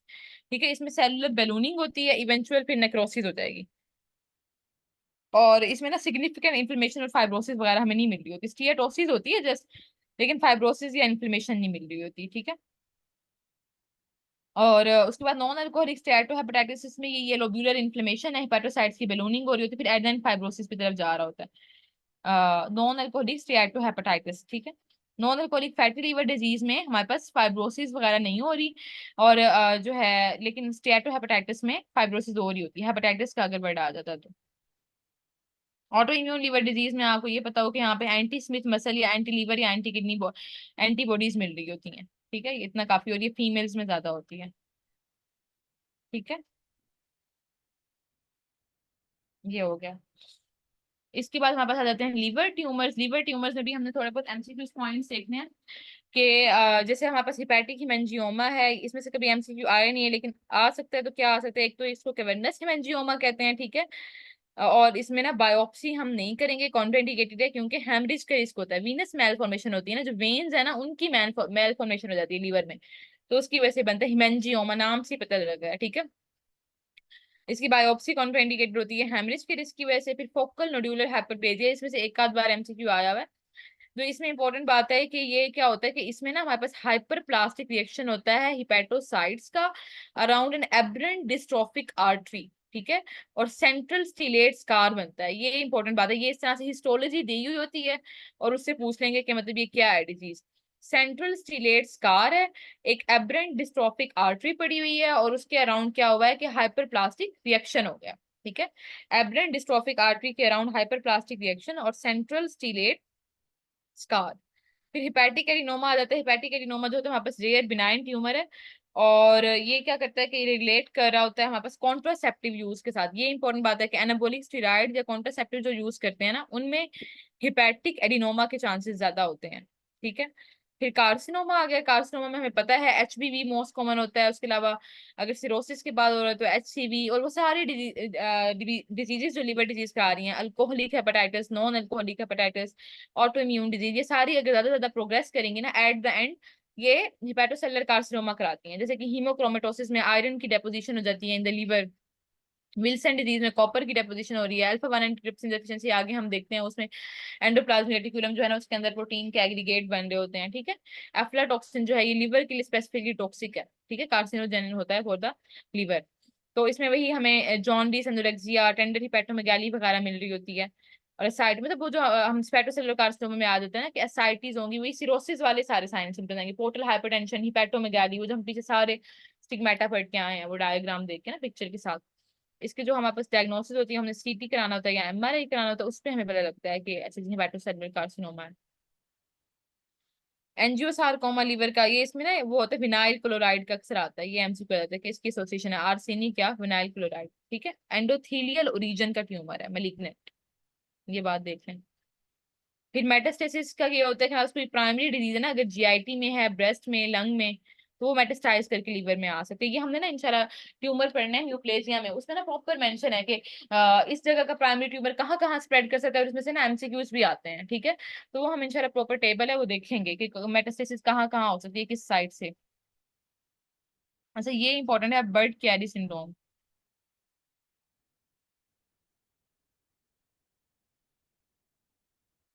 अच्छा, इसमें ना बेसिकली वो क्या कह रहे हैं कि हिपैटिक वीनस आउटफ्लो जो है ना उसकी हो गई है ऑब्स्ट्रक्शन।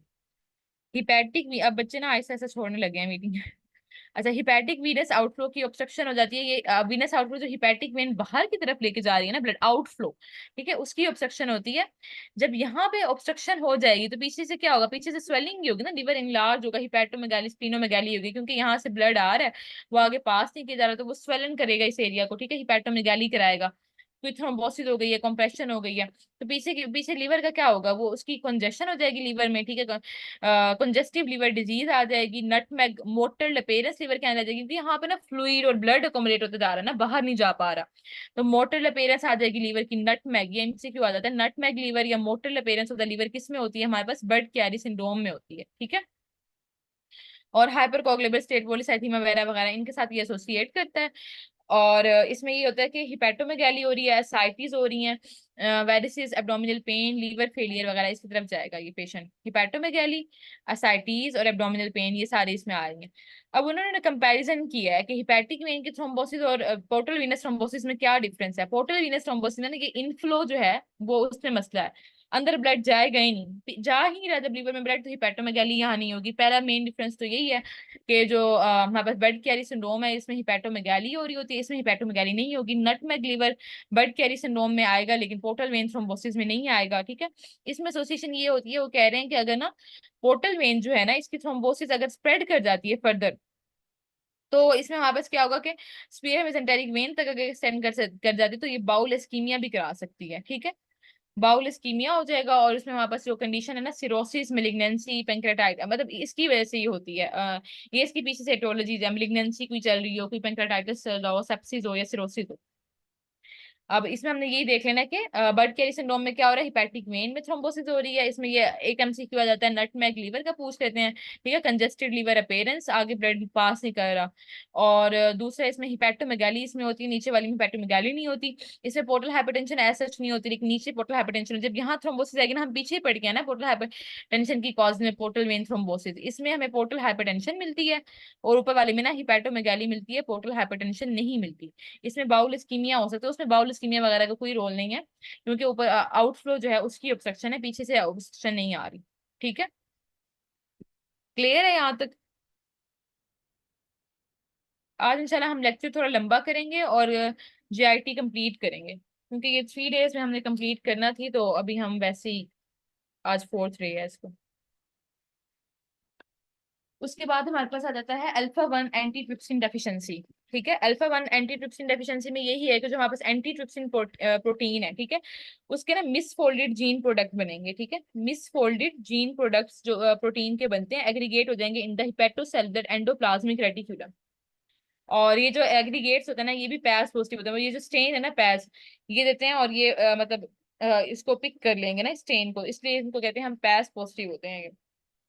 तो लीवर को डैमेज कर रहे हैं, उसके एंडोप्लाज्मिक रेटिकुलम के अंदर ना एग्रीगेट्स बन रहे हैं। और साथ में ये लीवर जो है हमारे पास लंग्स, उनको भी इफेक्ट करते हैं। लंग में ना अगर अल्फा वन एंटीट्रिप्सिन की डेफिशिएंसी हो गई है तो क्या होगा, अल्फा वन एंटीट्रिप्सिन ने ना वो करना होता है कि इलास्टेज को इनहिबिट करना होता है। जब ये कम है तो इलास्टेज इनहिबिट नहीं होगा। इलास्टेज क्या करेगा, जो इलास्टिक टिश्यू है उसको डिक्रीज करता रहेगा, मतलब उसकी डिजनरेशन कराता रहेगा। एट द एंड इसमें होता है पैन एसिनल एम्फाइसीमा। तो अल्फा वन एंटीट्रिप्सिन डेफिशिएंसी में दो चीजें आ जाती हैं, लीवर डिजीज भी और पैन एसिलर एम्फीसीमा भी। ये एमसीक्यू पॉइंट है। और ये पूछा जाता है कि अगर एक पेशेंट है ना, यंग पेशेंट है, उसका लीवर भी डैमेज है, ठीक है, ये इंपॉर्टेंट आपने ये देखना, लीवर भी डैमेज है, डिस्निया भी हो रहा है, मतलब कि लंग की इन्वॉल्वमेंट भी है, लेकिन वो टोबैको स्मोकिंग की हिस्ट्री नहीं देता। ठीक है, तो उसको क्या होगा हमारे पास, and alpha one antitrypsin deficiency. Tobacco smoking इसमें नहीं होती, लीवर और लंग के साइन सिम्टम्स आ रहे हैं और स्मोकर नहीं है। अगर तो वो स्मोकर होना, फिर होती है सेंट्री एसिनर, वो इंशाल्लाह हम आगे लंग्स में देखेंगे, रेस्पिरेटरी सिस्टम में। ठीक है, स्मोकिंग नहीं होगी तो पैन एसिनर एम्फेसीमा, और स्मोकिंग होती है तो वो सेंट्री एसिनर होता है। फिर जॉन्डिस, जॉन्डिस का अब ये बहुत इंपॉर्टेंट है, इसको हमने देखना है अच्छे से। जॉन्डिस में क्या होता है कि स्किन और स्क्लेरा की ना एबनॉर्मल येलोइंग अगर हो जाए तो उसको हम कहते हैं कि ये हमारे पास क्या है, जॉन्डिस है। और ये बिलिरुबिन की डेपोजिशन की वजह से होती है कि लीवर जो है ना, अगर उसने मतलब ठीक से कॉन्जुगेशन नहीं की, उसको बॉडी से नहीं निकाल, दो कॉजेज हो सकती है ना, या तो लीवर कॉन्जुगेशन नहीं करा, बॉडी से नहीं निकाल रहा, या बिलिरुबिन बन ही ज्यादा रही है। ठीक है, अब वही बता रहे हैं, क्या तो इंक्रीज प्रोडक्शन हो या फिर उसकी क्लियरेंस कम हो। उन्होंने हॉट लीवर एक निमोनिक भी दे दी है। हिमोलिसिस, हिमोलिसिस में होता है ब्लड सेल्स जो है ना वो टूट टूट रहे हैं, ठीक है, हिमोलिसिस हो रही है उनकी। ये एट देन हीम का ही ब्रेक डाउन प्रोडक्ट है ना बिलिरुबिन, तो उस वजह से बिलिरुबिन ज्यादा आ रहा है। या कोई ऑब्स्ट्रक्शन आ गई है कि आगे इसका मतलब आगे पास ही नहीं कर पा रहा, बॉडी से निकल नहीं पा रहा, कोई ट्यूमर है या कोई लीवर डिजीज है, और लीवर जो है इसको कॉन्जुगेट करके बाहर निकाल पा रहा है। क्योंकि मैंने आपको एक शायद पहले भी बताया था कि बिलिरुबिन दो तरह से होता है ना, कॉन्जुगेटेड होता है, अनकॉन्जुगेटेड होता है। अनकॉन्जुगेटेड जो होता है वो हमारे पास वाटर सोल्यूबल होता है, वो पानी के अंदर सोल्यूबल होकर बॉडी से बाहर निकल जाता है। लेकिन जो अनकॉन्जुगेटेड होता है ना, वो लिपिड सोल्यूबल है, वो वाटर सोल्यूबल नहीं है, इसलिए वो ना बॉडी से बाहर नहीं जाता, वो उल्टा ब्लड ब्रेन बैरियर क्रॉस करके ऊपर सीएनएस में चला जाता है। ठीक है,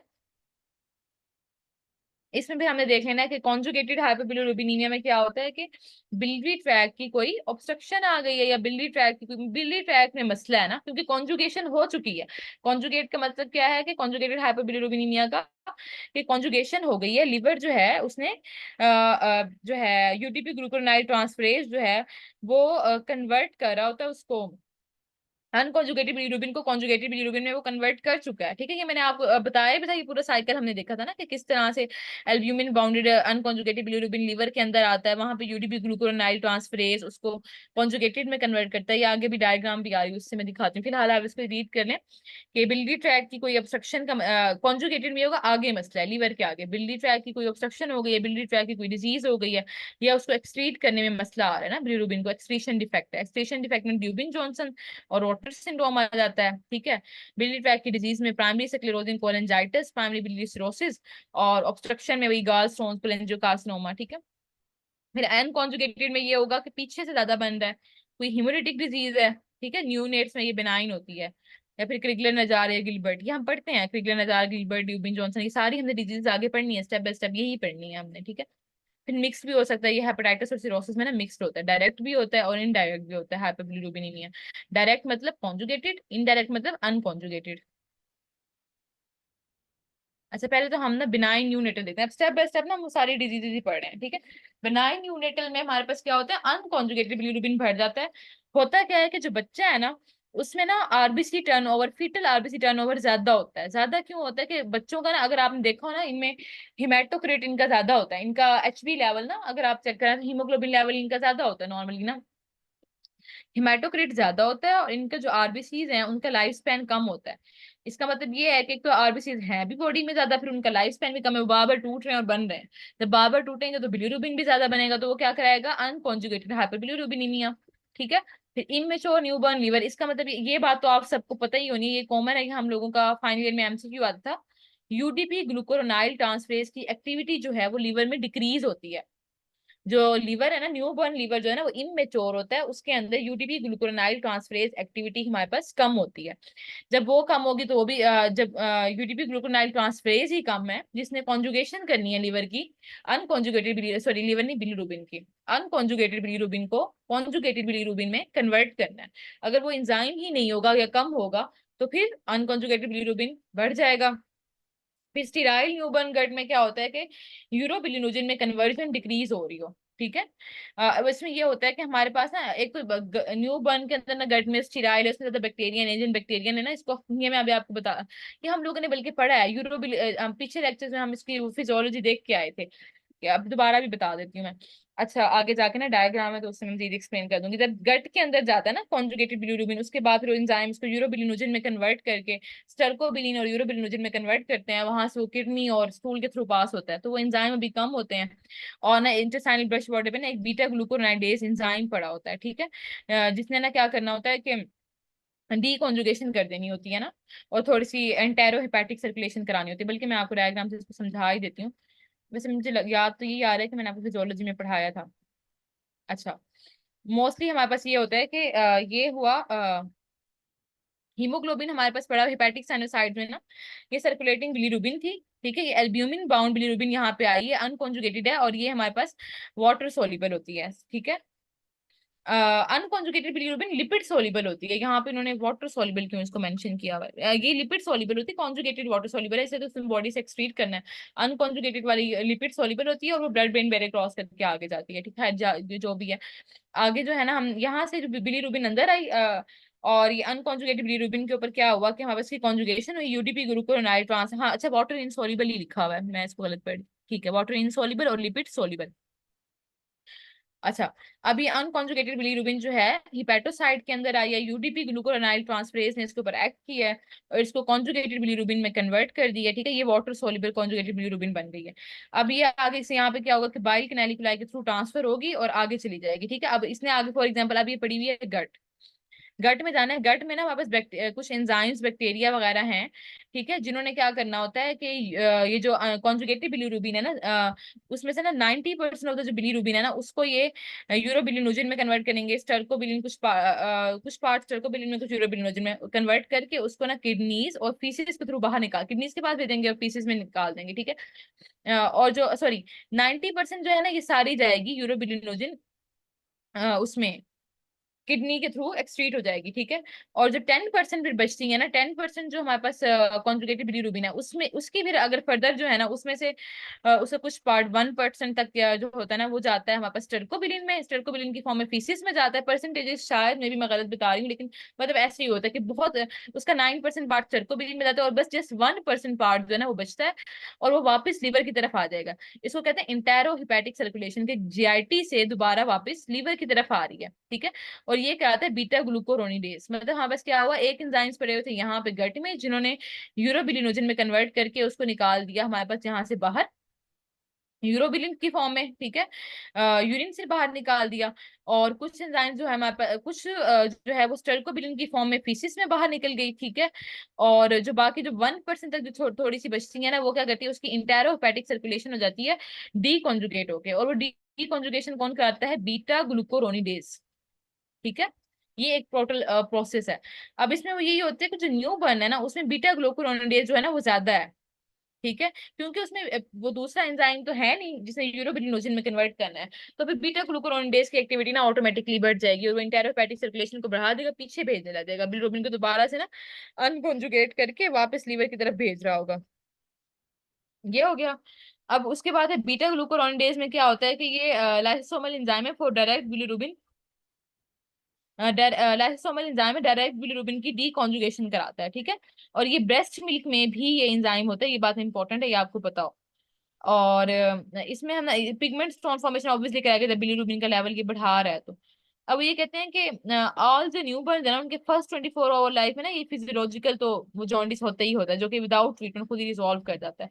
एक्सेजरेटेड फॉर्म्स कौन सी होती हैं? एक होता है ब्रेस्ट फीडिंग फेलियर जॉन्डिस, एक होता है ब्रेस्ट मिल्क जॉन्डिस। अगर ना पता क्या है ये यहाँ पे उन्होंने फेलियर का वर्ड तो लिखा हुआ है, अक्सर जस्ट ब्रेस्ट फीडिंग जॉन्डिस भी कह देते हैं। तो आपने इस तरह से भी याद रखना, ब्रेस्ट मिल्क जॉन्डिस होता है और एक ब्रेस्ट फीडिंग जॉन्डिस होता है, ये अपनी आसानी के लिए याद रखना, क्योंकि कभी कभी फेलियर वाली बात मिस कर देते हैं।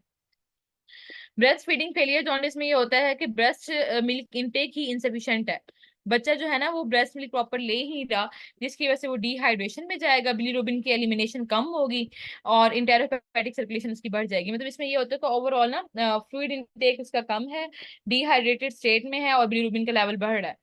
और ब्रेस्ट मिल्क जॉन्डिस में है कि ब्रेस्ट मिल्क खुद करा रहा है जॉन्डिस, उसमें ये होता है कि बीटा ग्लूकुरोनिडेज ब्रेस्ट मिल्क में है, वो जाता है और डी कॉन्जुगेशन करा के इंटेरोहेपेटिक सर्कुलेशन बढ़ा देता है। ठीक है, इन दोनों में डिफरेंस क्या है? ब्रेस्ट फीडिंग फेलियर जॉन्डिस में ब्रेस्ट मिल्क को ले नहीं रहा बेबी, डिहाइड्रेशन में जा रहा है बच्चा। डिहाइड्रेशन में होगा तो उसकी वजह से उसका क्या होगा कि ना मिल्क इनटेक इंसफिशिएंट है, बिलीरुबिन की एलिमिनेशन कम होगी है स्टूल में। जब बिलीरुबिन एलिमिनेट कम हो रहा होगा तो जो पीछे बच्चा हुआ होगा वो एंटीरियो हेपेटिक सर्कुलेशन के थ्रू लीवर में आ जाएगा। और जो ब्रेस्ट मिल्क जॉन्डिस है उसमें हमारे पास क्या होता है कि डी कॉन्जुगेशन बीटा ग्लूकुरोनिडेज निकल आता है ब्रेस्ट मिल्क से और वो डी कॉन्जुगेशन करा के एक्स्ट्रा हेपेटिक सर्कुलेशन करा देता है। अब इसमें यही है कि ऑब्वियसली मैंने बताया ना अनकॉन्जुगेटेड क्या होता है, वाटर इनसॉल्युबल लिपिड सॉल्युबल, ये जाएगा ब्लड ब्रेन बैरियर को क्रॉस करेगा, बेसल ये भी एमसीक्यू हो जाता है, कहाँ पे जाके अकोमोलेट करता है? बेसल गैंग्लिया में, ठीक है, कर्निकटिस करा रहा होता है बेसल गैंग्लिया में अकोमोलेट होकर ना। और इसकी ट्रीटमेंट होती है फोटोथेरेपी, जिसमें हम ना नॉन यूवी लाइट्स देते हैं। ये क्या करती है कि अनकॉन्जुगेटेड बिलिरुबिन को ना मतलब थोड़ा सा उसको पॉलीमराइज करके आइसोमराइज करके ना थोड़ा सा वाटर सोल्यूबल फॉर्म में कन्वर्ट कर देती है। कॉन्जुगेशन तो नहीं करती प्रॉपर ये लाइट उसकी, लेकिन उसको ना वाटर सोल्यूबल कर देती है अनकॉन्जुगेटेड बिलिरुबिन को, ताकि वो बॉडी से रिमूव हो सके। ठीक है,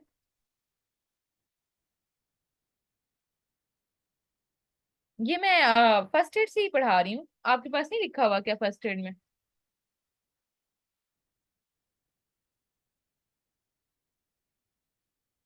फर्स्ट एड ही है।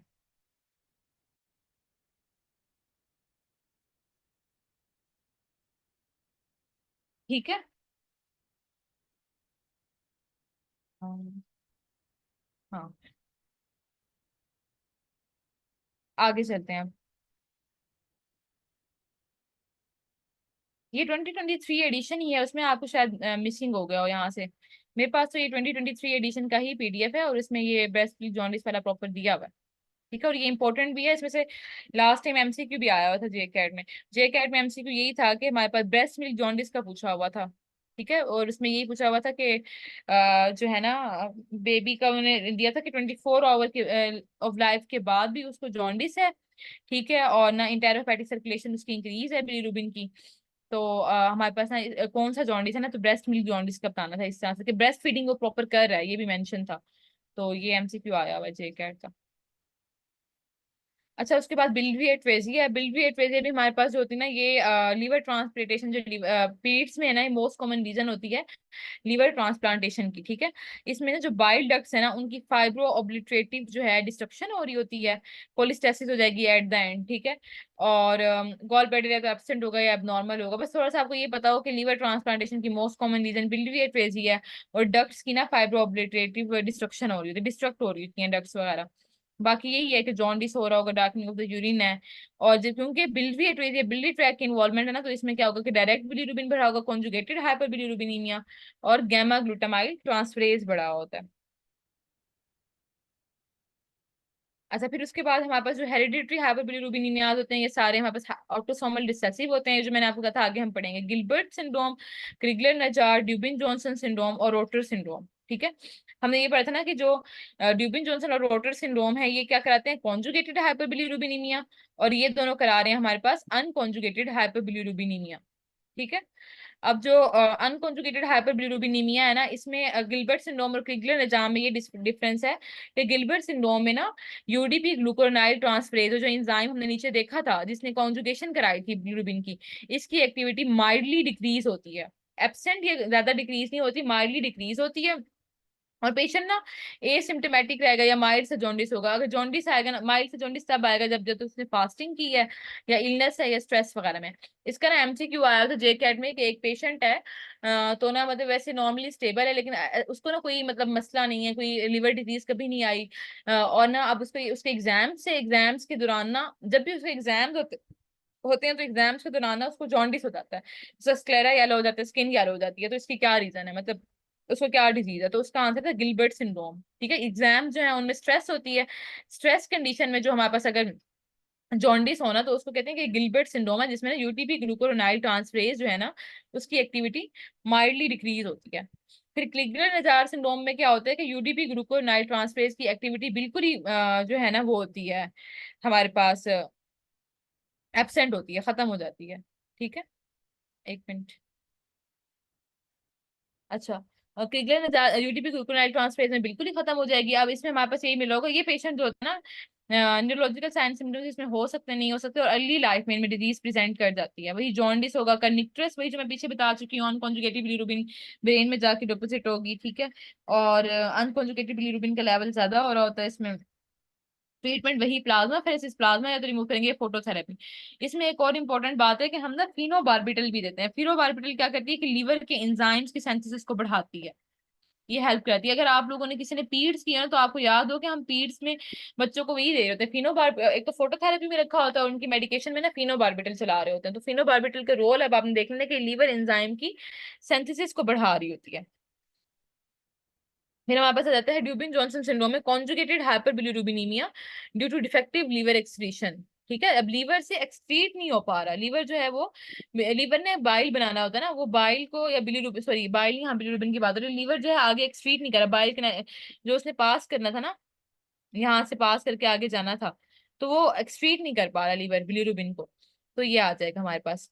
ये होता है ड्यूबिन जॉनसन सिंड्रोम में। इसमें जब एक्सक्रीशन नहीं हो पा रही, तो जो एपिनेफ्रिन वाला के मेटाबोलाइट्स हैं वो भी एक्सक्रीट नहीं हो रहे, तो वो लीवर को ना डार्क कलर अपीयरेंस देते हैं, और ये बेनाइन होता है। ठीक है, और ये रोटर सिंड्रोम इसके सिमिलर होते हैं, लेकिन इसमें ना ब्लैक कलर प्रेजेंटेशन नहीं होती लीवर की। ठीक है, और कॉन्जुगेटेड बस इसमें ये होता है कि एक्सक्रीशन में डिफेक्ट नहीं आता, इसमें स्टोरेज इम्पेयर्ड हो जाता है। ठीक है, तो कॉन्जुगेटिव बिलिरुबिन का स्टोरेज इम्पेयर्ड होगा तो रोटर सिंड्रोम होगा, एक्सक्रीशन डिफेक्ट होगी तो अब डिफेक्टिव होगी तो ड्यूबिन जॉनसन सिंड्रोम होगा। ठीक है, अब इसमें आगे देख लेते हैं विल्सन डिजीज। विल्सन डिजीज को हिपैटोलेंटिकुलर डीजनरेशन भी कहते हैं, कि मतलब लीवर और आई को इन्वॉल्व करते हैं, तो हिपैटोलेंटिकुलर लेंस और लीवर की इन्वॉल्वमेंट आ रही है। ठीक है, ऑटोसोमल ये भी रिसेसिव होती है, जैसे पीछे हमने क्लियर नजारा वो दूसरी देखी थी।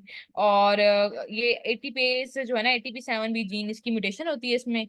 और इसमें होता क्या है कि जो हमारे पास कॉपर है ना, कॉपर है ना इनकॉर्पोरेट होना होता है बॉडी में ना, हमारे कॉपर की जो ट्रांसपोर्ट है वो कैसे होती है, एपोसिरोलोप्लाज्म में इनकॉर्पोरेट होकर ना सिरोलोप्लाज्मिन की फॉर्म में जो है सीरम में जाता है। पहले बाइल में जाएगा, तो जो है ना लीवर के अंदर उसने क्या करना होता है, एपोसिलोप्लाज्मिन में कन्वर्ट होना होता है, फिर वो बाइल में जाता है, फिर वहां से सीरम के अंदर चला जाएगा।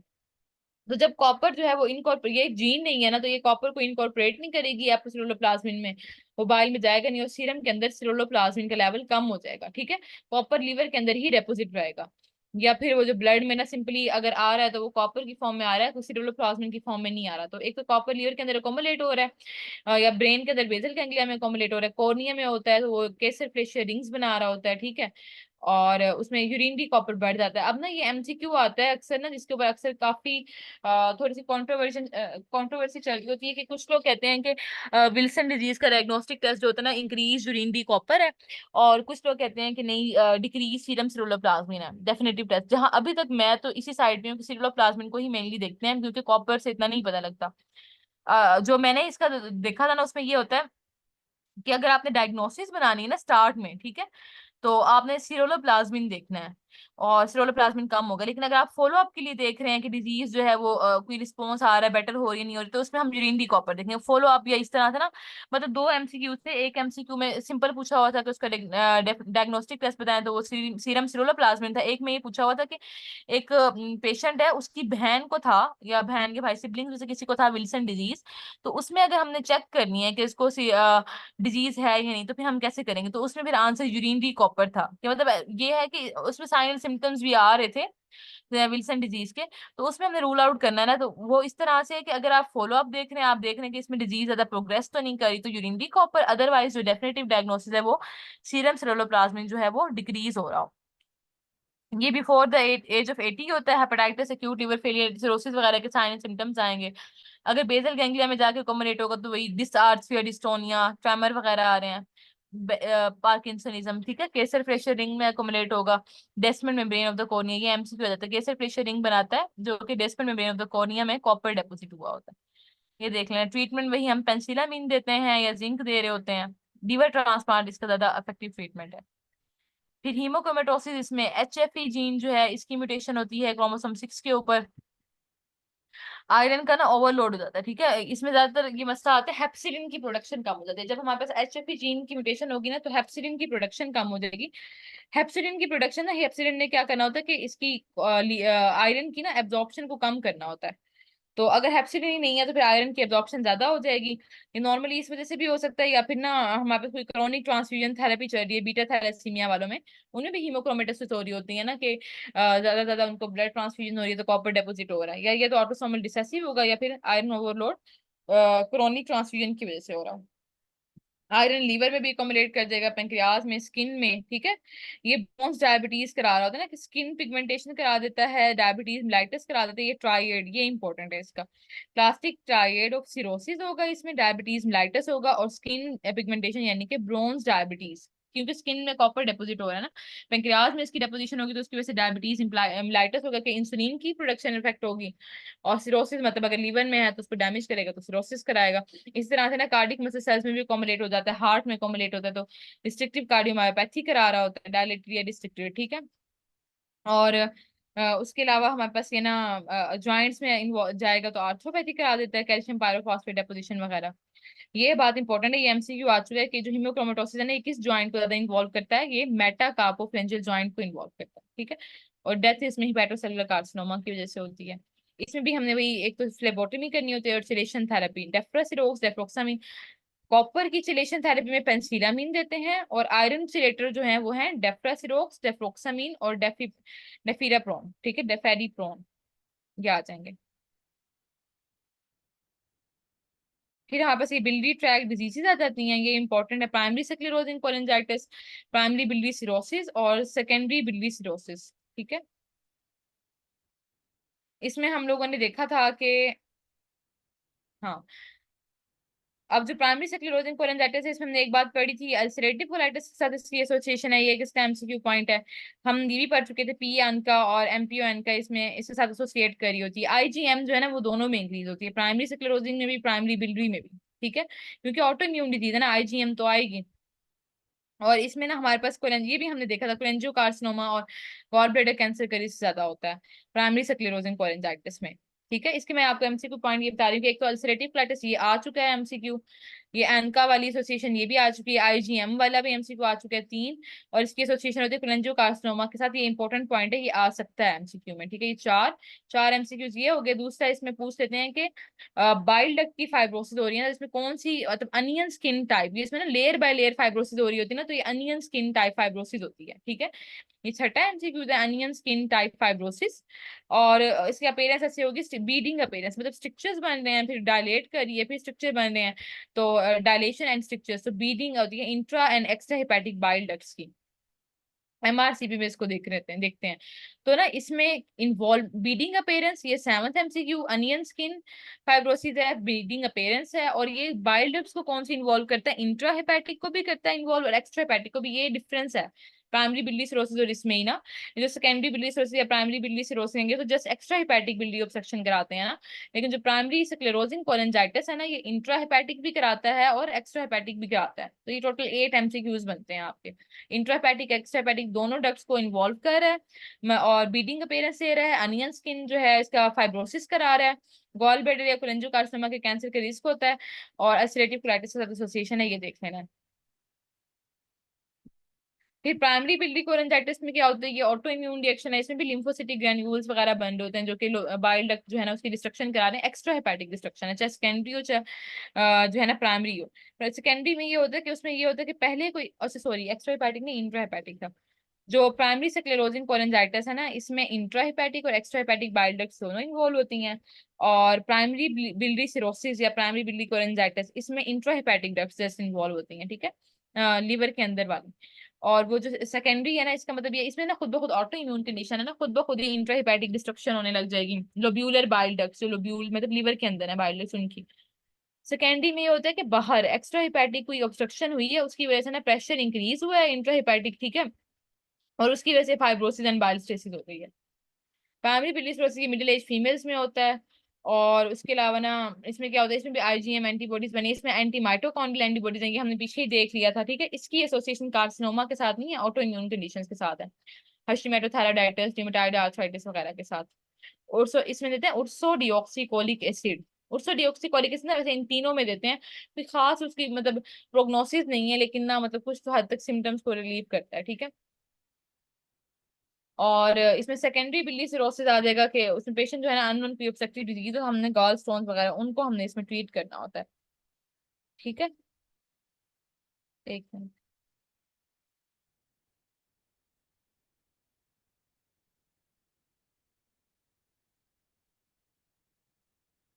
अच्छा, उर्सोडियोक्सिकोलिक बेसिकली ना एक बाइल एसिड होता है, ठीक है, जो कि मतलब इनमें थोड़ा सा ना वो डाइजेशन को इम्प्रूव कराने के लिए हम इसमें इसको दे रहे हैं, तो सिम्टम्स को थोड़ा सा रिलीज करने के लिए, क्योंकि बाइल एसिड्स प्रॉपर से फंक्शन नहीं कर रही होते ना, इनमें बाइल नहीं बन रहा होता प्रॉपर, तो हमने खुद से फिर बाइल एसिड देना होता है, ताकि वो जो सिम्टम्स आ रहे हैं ना कोलिस्टेसिस की वजह से, वो हम जो है उनको डिक्रीज कर सकें, ठीक है। फिर आगे हमारे पास cholelithiasis and related pathologies. Cholelithiasis क्या है, मतलब नाम से ही पता लग रहा है कि stones in the gall bladder में स्टोन्स को कहते हैं हम कोलीलिथियासिस, ठीक है।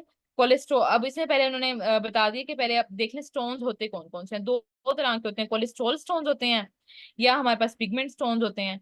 अब जो कोलेस्ट्रॉल स्टोन्स होते हैं ना, उनमें हमारे पास क्या होता है कि ये हो गया कि एक तो इसमें ये देख लें ओवरऑल स्टोन में ना 5F होते हैं, female, fat, fertile, forty, fair, ठीक है। इन लोगों में ये ज्यादा आ रहे होते हैं। अब कोलेस्ट्रॉल वाले जो होते हैं ना, ओबेसिटी, जेनेटिक्स और फीमेल के साथ एसोसिएट करते हैं। इसमें कोलेस्ट्रॉल अल्फा हाइड्रोक्सिलेज एंजाइम होता है ना लीवर में, जिसने कोलेस्ट्रॉल की कन्वर्जन करनी होती है, उसको मेटाबोलाइज करना होता है, वो कम हो जाएगा, तो कोलेस्ट्रॉल ज्यादा हो जाएगा। बाइल सॉल्ट्स कम हो जाएंगे, गॉल ब्लैडर में स्ट्रेसिस हो जाएगी, सुपर सेचुरेशन हो जाएगी बाइल की विद कोलेस्ट्रॉल, और उसके स्टोन्स बन जाएंगे, ठीक है। पिगमेंटेड में होता है कोई यूनिट ट्रैक इन्फेक्शन है, कोई हिमोलिसिस है, बिलीरोबिन जो है अनकॉन्जुगेटेड ज्यादा हो गया है, उस अनकॉन्जुगेटेड बिलीरुबिन की वजह से गॉल ब्लैडर की स्टेसिस हुई है। अब कैल्शियम बिलीरुबिनेट ज्यादा हो गया और इसने पिगमेंट स्टोन करा दिए हैं, ठीक है। इनमें यही फर्क है कि बिलीरुबिन अगर स्टोन बना रहा है तो वो पिगमेंट स्टोन होंगे, कोलेस्ट्रॉल बना रहा है तो वो कोलेस्ट्रॉल स्टोन होते हैं। बेसिकली ये जो बाइल होता है ना, इसमें सारा कुछ आ रहा होता है ना, कोलेस्ट्रॉल आ रहा होता है, बिलीरुबिन आ रहा होता है, बाइल सॉल्ट, ये सारे मिलके ना बाइल एसिड बना रहे होते हैं। तो इनमें अगर किसी एक चीज की क्वांटिटी ज्यादा कम होती है तो उससे मसला आएगा, ठीक है। बाइल सॉल्ट अगर कम हो रहे हैं, बिलीरुबिन ज्यादा हो रहा है, कोलेस्ट्रॉल ज्यादा हो रहा है, तो उसकी वजह से स्टोन्स बनते हैं। कोलेस्ट्रॉल स्टोन का देख लेना है कि ये रेडियो पैक होते हैं, और ओबेसिटी वगैरह इन सब चीजों के साथ एसोसिएट करते हैं, ठीक है। अब जो पिगमेंट स्टोन है ये भी रेडियो पैक होते हैं, ब्लैक वाले रेडियो पैक होते हैं, ब्राउन वाले रेडियोल्यूसेंट होते हैं, ये एमसीक्यू पॉइंट है, ये देख लेना आपने, ठीक है। और ये भी मैंने आप लोगों को बताया भी था, गॉल स्टोन क्रोन डिजीज में पढ़ाया था, ठीक है, एसोसिएटेड होती है विद द गॉल स्टोन, यहाँ पे इन्होंने दोबारा मेंशन कर दिया, अभी आपको भूलेगा नहीं, याद रहेगा। क्रोन डिजीज की एसोसिएशन होती है विद द गॉल स्टोन, और गॉल स्टोन भी कौन से वाले, पिगमेंट स्टोन, ठीक है। ये आपने इसको देख लेना। एक ये याद रखना है, इनमें होता है टोटल पैरेंटल न्यूट्रिशन वालों में ज्यादा चांसेस होते हैं गॉल स्टोन्स बनने के। मोस्ट कॉमन कॉम्प्लिकेशन यही है ना कि गॉल ब्लैडर की इन्फ्लेमेशन हो जाए, कोलिसिस्टाइटिस हो जाए, और ये आगे पेंक्रेटाइटिस से कोलिनजाइटिस भी करा देते हैं, इन्फ्लेमेशन आगे आगे बढ़ जाए ना, पेंक्रियास तक चली जाए या फिर बिलियरी डक्ट तक चली जाए, तो कोलिनजाइटिस या पेंक्रेटाइटिस करा देगी। अब बिलियरी कोलिक यही है कि हमारे पास ना right upper corner dull pain है। इसमें होता ये है कि कोलिसिस्टोकाइन, अगर आप लोगों ने वो टेबल कर लिया जेआईटी सिक्रीशन वाला, तो उसमें आप लोगों ने एक फंक्शन पढ़ा था कि कोलिसिस्टोकाइनिन ना गॉल ब्लैडर की कॉन्ट्रैक्शन कराता है। ये जे कैट का एमसीक्यू भी है, कोलिसिस्टोकाइनिन हमारे पास गॉल ब्लैडर की डिस्ट्रक्शन करा रहा होता है। तो इसमें हमारे पास होता क्या है कि जो सीसे की है ना, सीसी के इसने क्या करना है, कॉन्ट्रैक्शन ऑफ गॉल ब्लैडर करानी है, और स्टोन जो है ना जो गॉल ब्लैडर के अंदर पड़ा हुआ था वो सिस्टिक डक्ट तक अगर आ गया तो फिर बिल्ली कोलिक आएगा, जिसकी वजह से पेन हो रहा होता है, ठीक है, आपको राइट अपर क्वाड्रेंट में। कोलिडोकोलिथियासिस में बाइल डक्ट में अगर वो स्टोन आ गया, मैंने कहा था ना, जब भी बाइल डक्ट की इन्वॉल्वमेंट होगी तो एएलपी और जीजीटी बढ़ जाएंगे।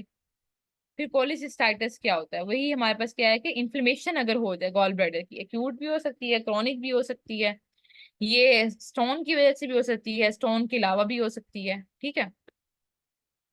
जो स्टोन वाली कोलिसिस्टाइटिस होती है ये ज्यादा कॉमन होती है। गॉल ब्लैडर जब जाके ना सिस्टिक डक्ट के लेवल पे इंफेक्शन कराएंगे, फिर ना हार्टमैन पाउच जो neck of the gall bladder होती है, हार्टमैन पाउच, उस लेवल पे अगर ऑब्स्ट्रक्शन करें तो फिर इन्फ्लेमेशन होती है, ठीक है। और अल्ट्रासाउंड पे ना, ये बहुत इंपॉर्टेंट एमसीक्यू पॉइंट है कि अल्ट्रासाउंड पे ना गॉल ब्लैडर की वॉल थिकन मिलेगी हमें, जो कि कोलिसिस्टाइटिस को शो कर रही होगी, गॉल ब्लैडर की इन्फ्लेमेशन को शो कर रही होगी। और ये ज्यादातर किसी इन्फेक्शन वगैरह के नतीजे में भी हो रहा होता है। और जो ए कैलक्यूलस है ना, इसमें साइटोमेगालोवायरस का इन्फेक्शन, और ये इंपॉर्टेंट पॉइंट है। कैलक्यूलस वाले में स्टोन की वजह से कोलिसिस्टाइटिस होती है, ए कैलक्यूलस वाले में साइटोमेगालोवायरस की वजह से हो रही होती है, या हाइपोपरफ्यूजन या गॉल ब्लैडर स्टेसिस। अब ये मर्फी साइन आप सबको पता होगा, इसमें क्या होता है कि जब भी हम राइट अपर क्वाड्रेंट में ना पाल्पेट करते हैं ना, तो पेशेंट को इंस्पिरेटरी अरेस्ट में जाता है, तो उसे कहते हैं ना लंबा सांस लो। और ना मतलब दर्द की वजह से ना वो अपना सांस वही रोक लेता है अगर हम राइट अपर क्वाड्रेंट में पाल्पेट करें, तो इसको हम कहते हैं Murphy sign. Right upper quadrant में पाल्पेट करने पे वो इंस्पिरेटरी अरेस्ट में चला जाएगा, ठीक है। और पेन जो है ना वो राइट शोल्डर तक रेडिएट कर रहा होता है due to irritation of the phrenic nerve की इरिटेशन की वजह से ना हमारे पास वो राइट शोल्डर तक पेन जा रहा होगा इसका। ये तो हम सबको कॉमन ही पता है कि गॉल ब्लैडर का पेन जाता है हमारे पास जो राइट अपर क्वाड्रेंट में होता है और पीछे राइट शोल्डर तक जा रहा होता है। एएलपी इसमें रेस्ट हमें तब मिलेगा अगर बाइल डक्ट इन्वॉल्व हो। ये मैंने आपको पता नहीं 10 दफा बात बता दी है कि एल्कलाइन फॉस्फेटेस की इंक्रीज तब होगा जब भी बाइल डक्ट इन्वॉल्व हो, बिलियरी ट्रैक की इन्वॉल्वमेंट हो, ठीक है। हाइडर स्कैन वगैरह करके इसको डायग्नोसिस करते हैं, अल्ट्रासाउंड पे करते हैं, विजुलाइज करते हैं गॉल ब्लैडर को। अच्छा ये इंपॉर्टेंट है अब आगे, गॉल स्टोन आइलियस। गॉल स्टोन आइलियस में ये होता है कि अगर जीआईटी ट्रैक और गॉल ब्लैडर के दरमियान में फिस्टुला बन जाता है, ठीक है, तो उस फिस्टुला की वजह से क्या होता है कि स्टोन जो होता है वो एंटर करता है जीआईटी के ल्यूमिन में, और जाके ना आगे से इलियोसिकल वेल जो कि सबसे नैरोएस्ट पॉइंट है ना जीआईटी का, वहां पे जाके ऑब्स्ट्रक्शन काज करा देता है, ऑब्स्ट्रक्शन कॉज करा देगा। और ना इसकी वजह से क्या होगा कि जो जीआईटी की एयर है ना वो भी हमारे पास उसमें नजर आ रही होगी बिलियरी ट्री में, जैसे नीमोबिलिया कहते हैं, ठीक है। ये देखिएगा आप, गॉल स्टोन और जीआईटी ट्रैक के दरमियान में फिस्टुला बना, और गॉल ब्लैडर और जीआईटी ट्रैक में गॉल स्टोन गया यूरिसिकल वेल्व के लेवल पे, और जब ये इनका कनेक्ट जो फिस्टुला बना ना उससे जीआईटी ट्रैक में से जो एयर है वो जाएगी बिलियरी ट्रैक में और नीमोबिलिया करा रही होगी। इसमें होता है हमारे पास डिगुलर ट्राइड, ठीक है। रेगुलर ट्राइड में क्या होता है कि रेडियोग्राफिक फाइंडिंग में नीमोबिलिया मिल रहा होता है, एक तो बिली ट्रैक में एयर मिल रही होती है, स्मॉल बॉल की ऑब्स्ट्रक्शन ऑब्वियसली वो तो होगी क्योंकि वहां पे आके उसने ऑब्स्ट्रक्ट किया हुआ है इलियोसिकल वेल में गॉल स्टोन ने। और दूसरा ना इलिक फोसा के अंदर गॉल स्टोन मिलेगा। रेगुलर ट्राइड में क्या है, आइलिक फोसा में गॉल स्टोन मिल गया, उस गॉल स्टोन की वजह से इंटेस्टाइनल ऑब्स्ट्रक्शन नजर आ रही होगी, और नीमोबिलिया यानी कि बिली ट्रैक में हमें एयर नजर आ रही होगी, ठीक है।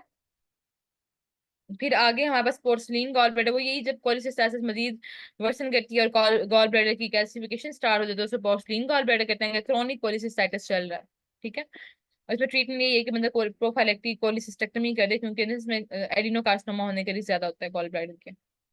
एक्यूट कोलिंजाइटिस यही है कि बिली ट्रैक जो होता है ना उसकी इन्फ्लेमेशन होती है। इसमें ना ये एमसीक्यू आ जाता है कि चारकोल ट्राइड क्या है और राइनोल्ड्स पेंटोल्ड क्या है। चारकोल ट्राइड में तो यही हमारे पास ना जॉन्डिस फीवर और राइट अपर क्वाड्रेंट पेन हो रहा होता है, ठीक है। और राइनोल्ड्स पेंटोल्ड में हमारे पास क्या होता है कि इस ट्राइड के साथ Altered mental status and shock भी आ रहा होगा। ये आपने बहुत अच्छे से याद करना है, ये एमसीक्यू में अक्सर आ जाता है। चारकोल ट्राइड और रेनॉल्ड्स पेंटोल्ड। चारकोल ट्राइड में क्या होगा कि जॉन्डिस फीवर और राइट अपर क्वाड्रेंट पेन, क्योंकि बिल्ली ट्रैक की इन्फ्लेमेशन है ना उसकी वजह से आ रहा है। और अगर इसके साथ हमारे पास अल्टर्ड मेंटल स्टेटस भी आ जाता है और शॉक में भी बंदा जा रहा है तो इसको कहते हैं राइनोल्ड्स पेंटल्ड, ठीक है।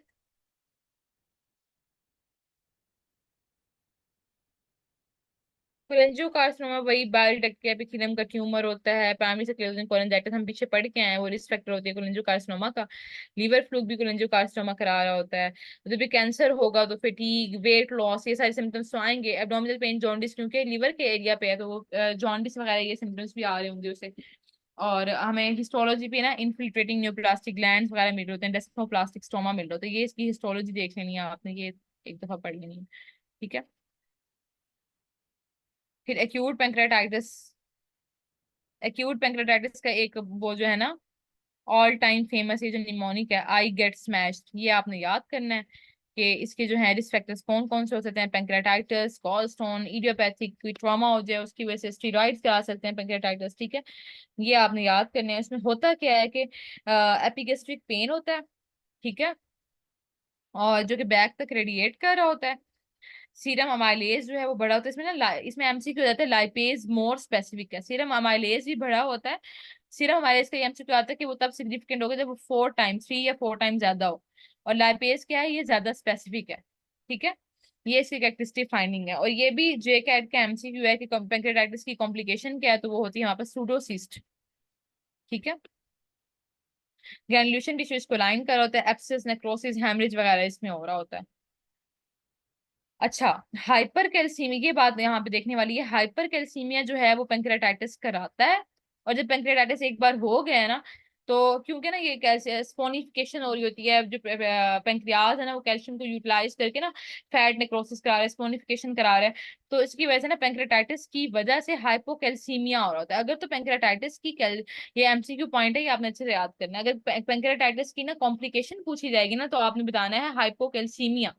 अगर उसकी एटियोलॉजी पूछी जाएगी तो वो है हाइपर कैल्सीमिया। इन्होंने कहा भी है कि कैल्शियम सॉल्ट्स की प्रेसिपिटेशन की वजह से ना ये हाइपोकैल्सीमिया कराता है। तो इसकी आपने ये सिंपली याद करनी है कि क्या क्या कॉम्प्लिकेशन है। जो दो मेन इंपॉर्टेंट मैंने आपको बता दी है, पेंक्रियाटिक सूडोसिस्ट बन जाती है। ठीक है, मतलब ऐसे होता है ना कि जहां से पेंक्रियाज की इन्फ्लेमेशन हुई है ना, उस लेवल पे ना ग्रेनुलेशन टिश्यू जो है वो इकट्ठा हो जाएगा, और वो दरमियान से नेक्रोसिस वगैरह हो गई कि मतलब स्पेस ही बन जाएगी, और ना इर्द गिर्द जो है सारा ग्रेनुलेशन टिश्यू पड़ा होगा। तो ये प्रॉपर ओरिजिनल सिस्ट तो नहीं होती, ये सूडोसिस्ट होती है। ठीक है, और हाइपोकैल्सीमिया कैल्शियम सॉल्ट की वजह से बन रहा होगा। इसमें ना, ऐसे मैंने आपको पहले एक जो दी है असाइनमेंट, उसमें आपको मैंने कहा है कि आपने ना हेपेटिक इनकैथ की स्टेजेस बतानी है। दूसरी आपकी असाइनमेंट है रेंसन्स क्राइटेरिया। ठीक है, ये आपने देखना है। ये ना उन बच्चों के लिए नहीं है जो एफसीपीएस की तैयारी कर रहे हैं। ठीक है, या जो वैसे ही मतलब जो है फर्स्ट एड पढ़ रहे हैं अभी, उन्होंने ना मतलब एग्जाम जो है, जो ये ना स्पेसिफिकली उनके लिए है, जे कैट वालों के लिए और एनएलई वालों के लिए, एनआरई वालों के लिए। बाकी जो है ना उनके लिए नहीं है, जो मैं असाइनमेंट से दे रही होती है ना, ये एक्स्ट्रा से है कि चलो आप लोगों का सर्जरी का के टॉपिक्स या एनाटॉमी के टॉपिक्स भी साथ साथ कवर होते जाए। तो रेंसन्स क्राइटेरिया आपने पढ़ना है। ठीक है, पढ़ना है, और फिर ग्रुप में सबने बताना, जितने भी स्टूडेंट्स हैं, मतलब जो भी जे कैट वगैरह के लिए पेयर हो रहे हैं, एनएलई के लिए जिन्होंने पेयर होना है, रेंसन क्राइटेरिया और हेपेटिक इनकैथ की स्टेजेस, ये आप लोगों की जिम्मे है। क्रोनिक पेंक्रेटाइटिस में ये होता है chronic inflammation, atrophy, calcification of the pancreas. इसमें हमारे पास जो होते हैं मेजर रिस्क फैक्टर्स ये होंगे, अल्कोहल यूज डिसऑर्डर, अल्कोहल की वजह से हो रहा होता है, सिस्टिक फाइब्रोसिस वगैरह। ठीक है, और इडियोपैथिक भी ये हो सकता है। इसमें भी कॉम्प्लिकेशन वही है, पेंक्रियाटिक इंसफिशियंसी, सूडोसिस्ट वगैरह बन जाना। ठीक है, स्टीयट पेंक्रियाटिक इंसफिशियंसी जो होती है ना, हमने पढ़ा था ना, क्रोनिक पेंक्रियाटाइटिस में हो रही थी पेंक्रियाटिक इंसफिशियंसी। अभी हम पीछे ही पढ़ के आए थे पेंक्रियाटिक इंसफिशियंसी को कैसे डिफरेंशिएट करते हैं सीलिक डिजीज से। जरा आप लोग बताएं टेक्स्ट में कि हमने कौन सा टेस्ट पढ़ा था जो पेंक्रियाटिक इंसफिशियंसी और सीलिक डिजीज को डिफरेंशिएट करा रहा था। देखो ना, इसमें मैं बताया था ना, दोनों में स्टीयटोरिया होता है, तो हमने डिफरेंशिएट करना है कि कब स्टीयटोरिया जो है ये सीलिक डिजीज की वजह से है या पेंक्रियाटिक इंसफिशियंसी की वजह से है। हाँ, डी जाइलोस टेस्ट, शाबाश। इसका मतलब आप साथ साथ हैं मेरे। अच्छा, उसमें फिर हमने ये देख लेना है कि steatorrhoea, vitamin deficiency, fat soluble vitamin की डेफिशिएंसी हो रही है, डायबिटीज मिलाइटिस हो रहा है। और क्रोनिक में ये होता है कि जरूरी नहीं है कि अमाइलेज और लाइपेज एलिवेटेड हो। ठीक है, एक्यूट पेंक्रेटाइटिस में ये ज्यादा एलिवेट होते हैं। ठीक है, यहाँ तक हमारी पैथोलॉजी कंप्लीट हो गई है। अच्छा, अभी कार्सिनोमा रहता है। ठीक है, अब पेंक्रियाटिक कार्सिनोमा में वापस क्या होता है कि वेरी एग्रेसिव ट्यूमर होता है जो कि पेंक्रियाटिक डक्ट से अराइज कर रहा होता है। ये इतना ज्यादा इंपॉर्टेंट नहीं है, इसमें आपको बस कार्सिनोमा का ये पता है, एक तो ट्यूमर मार्कर CA 19-9, और ना कार्सिनोमा एम्ब्रियोनिक एंटीजन जो है ना वो भी होता है, लेस स्पेसिफिक होता है CA, लेकिन ये भी होता है। ठीक है, ट्यूमर मार्कर इसका, और 19-9 इसका मेन स्पेसिफिक ट्यूमर मार्कर है। टोबैको स्मोकिंग हमें बताइए इसकी एसोसिएशन अगर क्रोनिक पेंक्रेटाइटिस से आ रहा है। ठीक है, डायबिटीज वालों में भी ये डायबिटीज भी रिस्क फैक्टर होता है पेंक्रियाटिक एडिनोकार्सिनोमा का। अब देखो ना, बातें वही आएंगी पेंक्रेटाइटिस वाली की, एब्डोमिनल पेन है जो कि बैक तक रेडिएट कर रहा है। लेकिन साथ में क्या होगा कि वेट लॉस, जब भी वेट लॉस की बात आती है वो इंडिकेट करी होती है कि जरूरी है इसमें ना वो ये कोई कार्सिनोमा वगैरह है। ठीक है, मैल अब्जॉर्प्शन एनोरेक्सिया की वजह से वेट लॉस जा रहा है। और इसमें ना ट्रोसो सिंड्रोम होता है। ठीक है, ये ट्रोसो सिंड्रोम इंपॉर्टेंट है पेंक्रियाटिक एडिनोकार्सिनोमा का। इसमें क्या होता है कि हमारे पास एक्सट्रीमिटीज जो है ना उनकी रेडनेस एंड टेंडरनेस मिल रही होती है ऑन पाल्पेशन। ठीक है। थ्रोम्बो माइग्रेटरी थ्रोम्बोफ्लेबाइटिस की तरफ ये पेशेंट जाता है। जब भी पेंक्रियास का ट्यूमर है ना, तो उसकी वजह से क्या होगा कि माइग्रेटरी थ्रोम्बोफ्लेबाइटिस, जिसकी वजह से एक्सट्रीमिटीज जो होंगी ना उनको पल्पेट करेंगे तो वो रेड होंगी और टेंडन होंगी। ये अगर हमें ना पेंक्रियाटाइटिस वाले सिम्टम्स के साथ टोर्सो साइन मिल जाता है, टोर्सो सिंड्रोम मिल जाता है ना, तो वो ये शो कर रहा होता है कि पेंक्रियाटिक एडिनोकार्सिनोमा की तरफ जा रहा है पेशेंट। और वो ये कोरवाइजर साइन वाली बात तो मैंने आपको बता दी थी ना, non tender palpable gall bladder, jaundice भी है, ऑब्स्ट्रक्टिव जॉन्डिस। हमने ये देखा था कि जो हमारे पास जॉन्डिस है ना वो कभी भी स्टोन्स की वजह से नहीं होता, ठीक है। तो उसमें ये, और जब भी हमारे पास ना गॉल ब्लैडर पाल्पेबल है ना, तो और नॉन टेंडर है, तो इसका मतलब ये इसमें जो कॉज होती है ना बेसिकली हेड ऑफ पेंक्रियास का कार्सिनोमा होता है। तो करवाइजर साइन क्या होता है, नॉन टेंडर गॉल ब्लैडर लेकिन पाल्पेबल। ठीक है। अगर हमारे पास कोलिसिस्टाइटिस की वजह से गॉल ब्लैडर पाल्पेबल है ना, तो वो तो टेंडर होगा, वहां पे पेन हो रहा होगा। तो अगर नॉन टेंडर है, इसका मतलब ये है कि जो head of carcinoma, head of pancreas है ना, उससे कंप्रेस किया है गॉल ब्लैडर के लेवल पे, और वहां पे ना उसने रिएक्शनरी वहां पे फाइब्रोसिस हुई है, तो फाइब्रोसिस की वजह से ना वो इलार्ज हो गया गॉल ब्लैडर। तो non tender gall bladder palpable है, इलार्ज है, और साथ में ऑब्स्ट्रक्टिव जॉन्डिस भी आ रहा है, तो इसको कहते हैं कोरवाइजर साइन। ठीक है।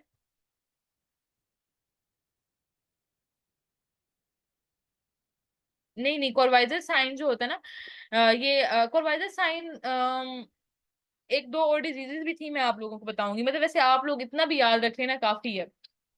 हम लोग सर्जरी में जो एक दो दिन पहले डिस्कस कर रहे थे, एक दो और ट्यूमर्स होते हैं और एक दो डिजीज होती हैं जो कि कोरवाइजर साइन जिनमें पॉजिटिव आ रहा होता है, कि मतलब गॉल ब्लैडर पाल्पेबल भी होगा और उसको जॉन्डिस भी होगा, लेकिन उसका ना कोई गॉल स्टोन्स नहीं होंगे, और हेड ऑफ पेंक्रियास का ट्यूमर भी नहीं होगा। लेकिन बेसिकली आपके याद करने के लिए इतना काफी है कि कोरवाइजर साइन जो है ना वो हेड ऑफ पेंक्रियास के ट्यूमर में पॉजिटिव आ रहा होता है। ठीक है। पैथोलॉजी एंड हो गई हमारी। अच्छा, जो फार्मा जो है ना, उसमें से ओवरऑल अगर आप एनएलई का सिलेबस भी देख लें या आप जेकेट का सिलेबस भी देख लें, इवन कि आप एफसीपीएस के भी देख लें, तो फार्मा में से ना मतलब इतने ज्यादा एमसीक्यूज नहीं आते।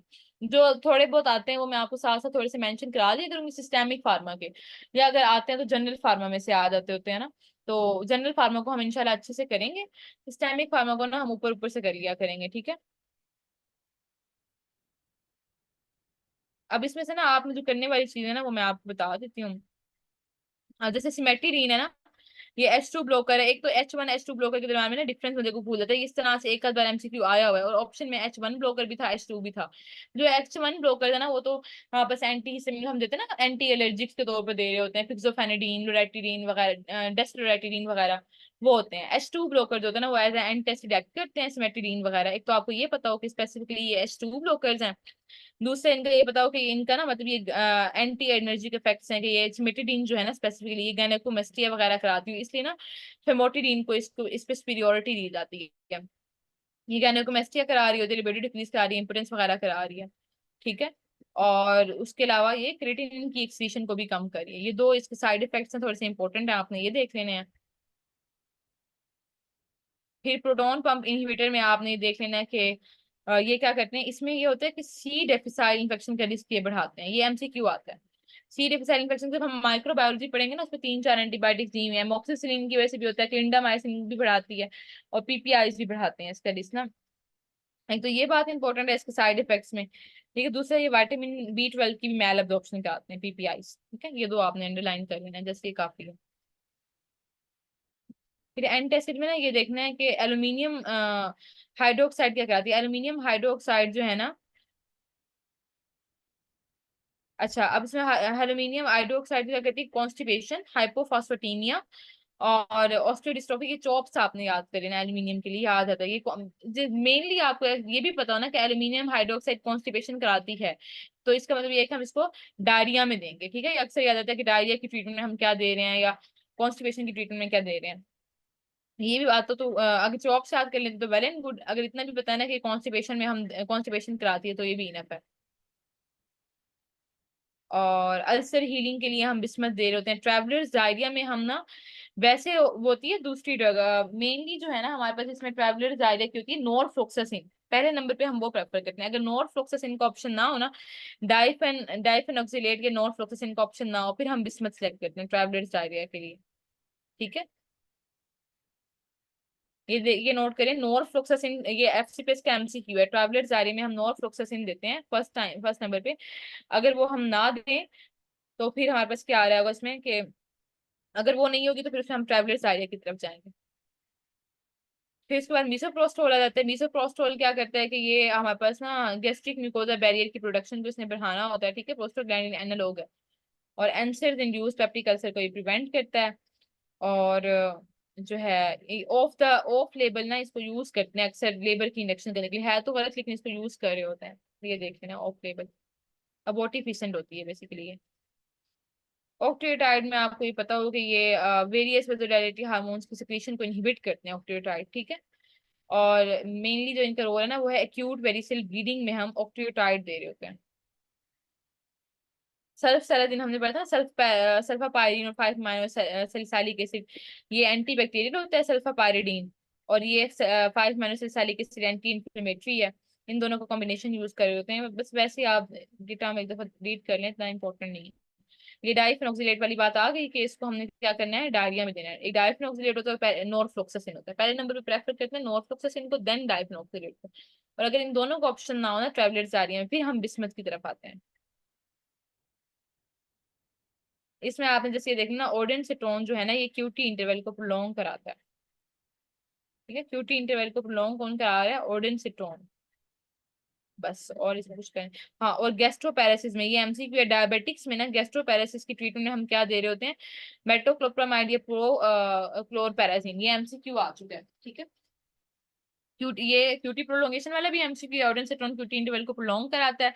डायबिटिक्स में गैस्ट्रोपैरेसिस की ट्रीटमेंट में हम क्या दे रहे होते हैं, प्रोक्लोरपैराजिन या मेटोक्लोप्रामाइड। फिर ओरलीस्टैट इसमें आ जाता है, ये इसको करने की जरूरत नहीं है, तो खास नहीं है, ठीक है। एक मिनट। हाँ, अब इसमें बल्क फॉर्मिंग लग जाए, इसमें ना आपने ये देख लेना है कि मैग्नीशियम हाइड्रोक्साइड, ये एमसीक्यू आया होता है कि मैग्नीशियम वो था कि गैस्ट्रोपेरेसिस में पेशेंट है तो उसको हमने क्या देना है ट्रीटमेंट में, तो मैग्नीशियम हाइड्रोक्साइड जो है ना वो कॉन्स्टिपेशन में जाता है, ये खुद इसकी साइड बाय साइड में ये डायरिया करा रहा होता है, ठीक है। और बुलिमिया वाले जो पेशेंट होते हैं ना इसको मिस यूज भी कर रहे होते हैं। बेसिकली गैस्ट्रोपेरेसिस है ना, ये एल्यूमिनियम हाइड्रोक्साइड और मैग्नीशियम हाइड्रोक्साइड का ना आपको डिफरेंस बताओ कि एल्यूमिनियम हाइड्रोक्साइड खुद कॉन्स्टिपेशन कराता है और उसको डायरिया वालों में देंगे। मैग्नीशियम हाइड्रोक्साइड खुद डायरिया कराता है और इसको कॉन्स्टिपेशन वालों में देंगे, ठीक है। ये चीज आपने देखनी है बस, बाकी इसको करने की जरूरत नहीं है,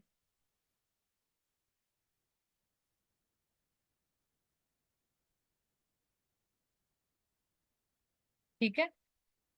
स्क्रीन शो नहीं हो रही है आप लोगों को? वैसे एंड हो गया है, वैसे ये जो लास्ट पेज है ना एंटी कॉन्स्टिपेशन ड्रग, इसमें मैंने बस आपको मैग्नीशियम हाइड्रोक्साइड का ही अंडरलाइन कराया है कि ये आपने देख लेना है कि ये हम कॉन्स्टिपेशन में देते हैं और इसका एडवर्स इफेक्ट डायरिया इसका और आपको एल्यूमिनियम हाइड्रोक्साइड का डिफरेंस आ रहा हो, ठीक है। बस अब आप लोगों ने कुछ पूछना है तो आप पूछें, इसलिए इसको एंड कराना था फाइनली।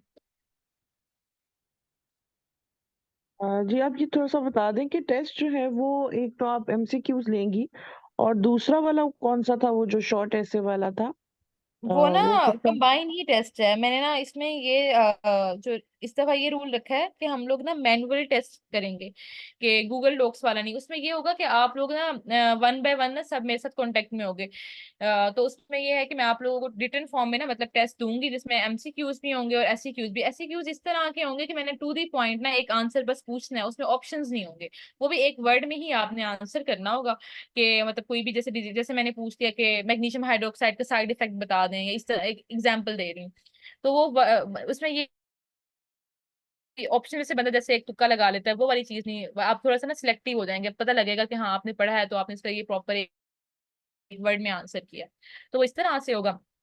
और इसमें ये होगा कि मैंने आप लोगों को ना रिटन फॉर्म में देना है, आप उसको पेज पे अटेम्प्ट करके मुझे आप इनबॉक्स करेंगे वो टेस्ट, फिर वो मैं आपको चेक करके मार्किंग वगैरह आप बता, मार्क्स जो हैं प्रॉपर उसके सबके मार्क्स जो होंगे ना, जो इंशाल्लाह जो टॉप 3 होंगे ना उनके मार्क्स हम अनाउंस किया करेंगे हर वीकेंड पे कि मतलब उन्होंने अच्छा परफॉर्म किया इस तरह से, ताकि थोड़ा सा ना इंटरेक्टिव सेशन रहे, बस इसका मकसद यही है, एक और ठीक है। चीज पूछनी थी। अब ये जो फार्मा के हाँ अंदर जी बाकी पूछिए। सारी जो दवाइयां हैं बहुत सारी इनको तो मतलब याद करना तो एक अजाब ही है, लेकिन जो आपने बताई अगर उसको ही अच्छा सा कर लें या हमें ओवरऑल देखना पड़ेगा वन मतलब नहीं वर्ड टू नहीं नहीं, वर्ड? मैंने आपको भी स्टार्टिंग में बताया, जितना मैंने बताया है ना सिस्टेमिक फार्मा में से इतना इनफ है। ठीक है। अच्छा अब जो ठीक है। फार्मा में से ना अगर आप देखें ना, सिलेक्टिव जे कैट में 5 से 6 5 एमसीक्यूज आने हैं जस्ट, और उसमें से मैक्सिमम 3 एमसीक्यूज जनरल फार्मा में से आ जाते हैं, जस्ट 2 होते हैं जो सिस्टेमिक फार्मा में से आते हैं। अब 2 एमसीक्यूज के लिए इतना पढ़ने की जरूरत नहीं है। सेम जो सिनेरियो है वो एफसीपीएस के साथ भी है, 3 4 ठीक है। एमसीक्यू सारे आते हैं। तो उनके लिए इतना ज्यादा पढ़ने की जरूरत नहीं है, जितनी मैंने मेंशन कराई है ना ड्रग्स, वो मोर देन इनफ है इंशाल्लाह।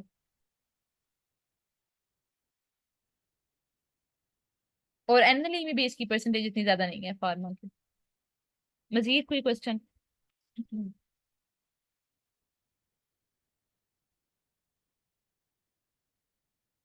बस क्लियर है। चलें ठीक है, टेस्ट आप लोगों ने अच्छे से प्रिपेयर करना है। मंडे को होगा टेस्ट, इसी जो क्लास की टाइमिंग है ना उसी टाइमिंग में ना मैं आप लोगों को शेयर कर दूंगी टेस्ट, ठीक है। और ताकि आप लोगों को ना पूरा दिन मिल जाए मंडे का प्रिपेयर करने के लिए। और कल और परसों हम सीबीएस इंशाल्लाह पढ़ेंगे जितना हो जाएगा। ठीक है। ओके। अल्लाह हाफिज।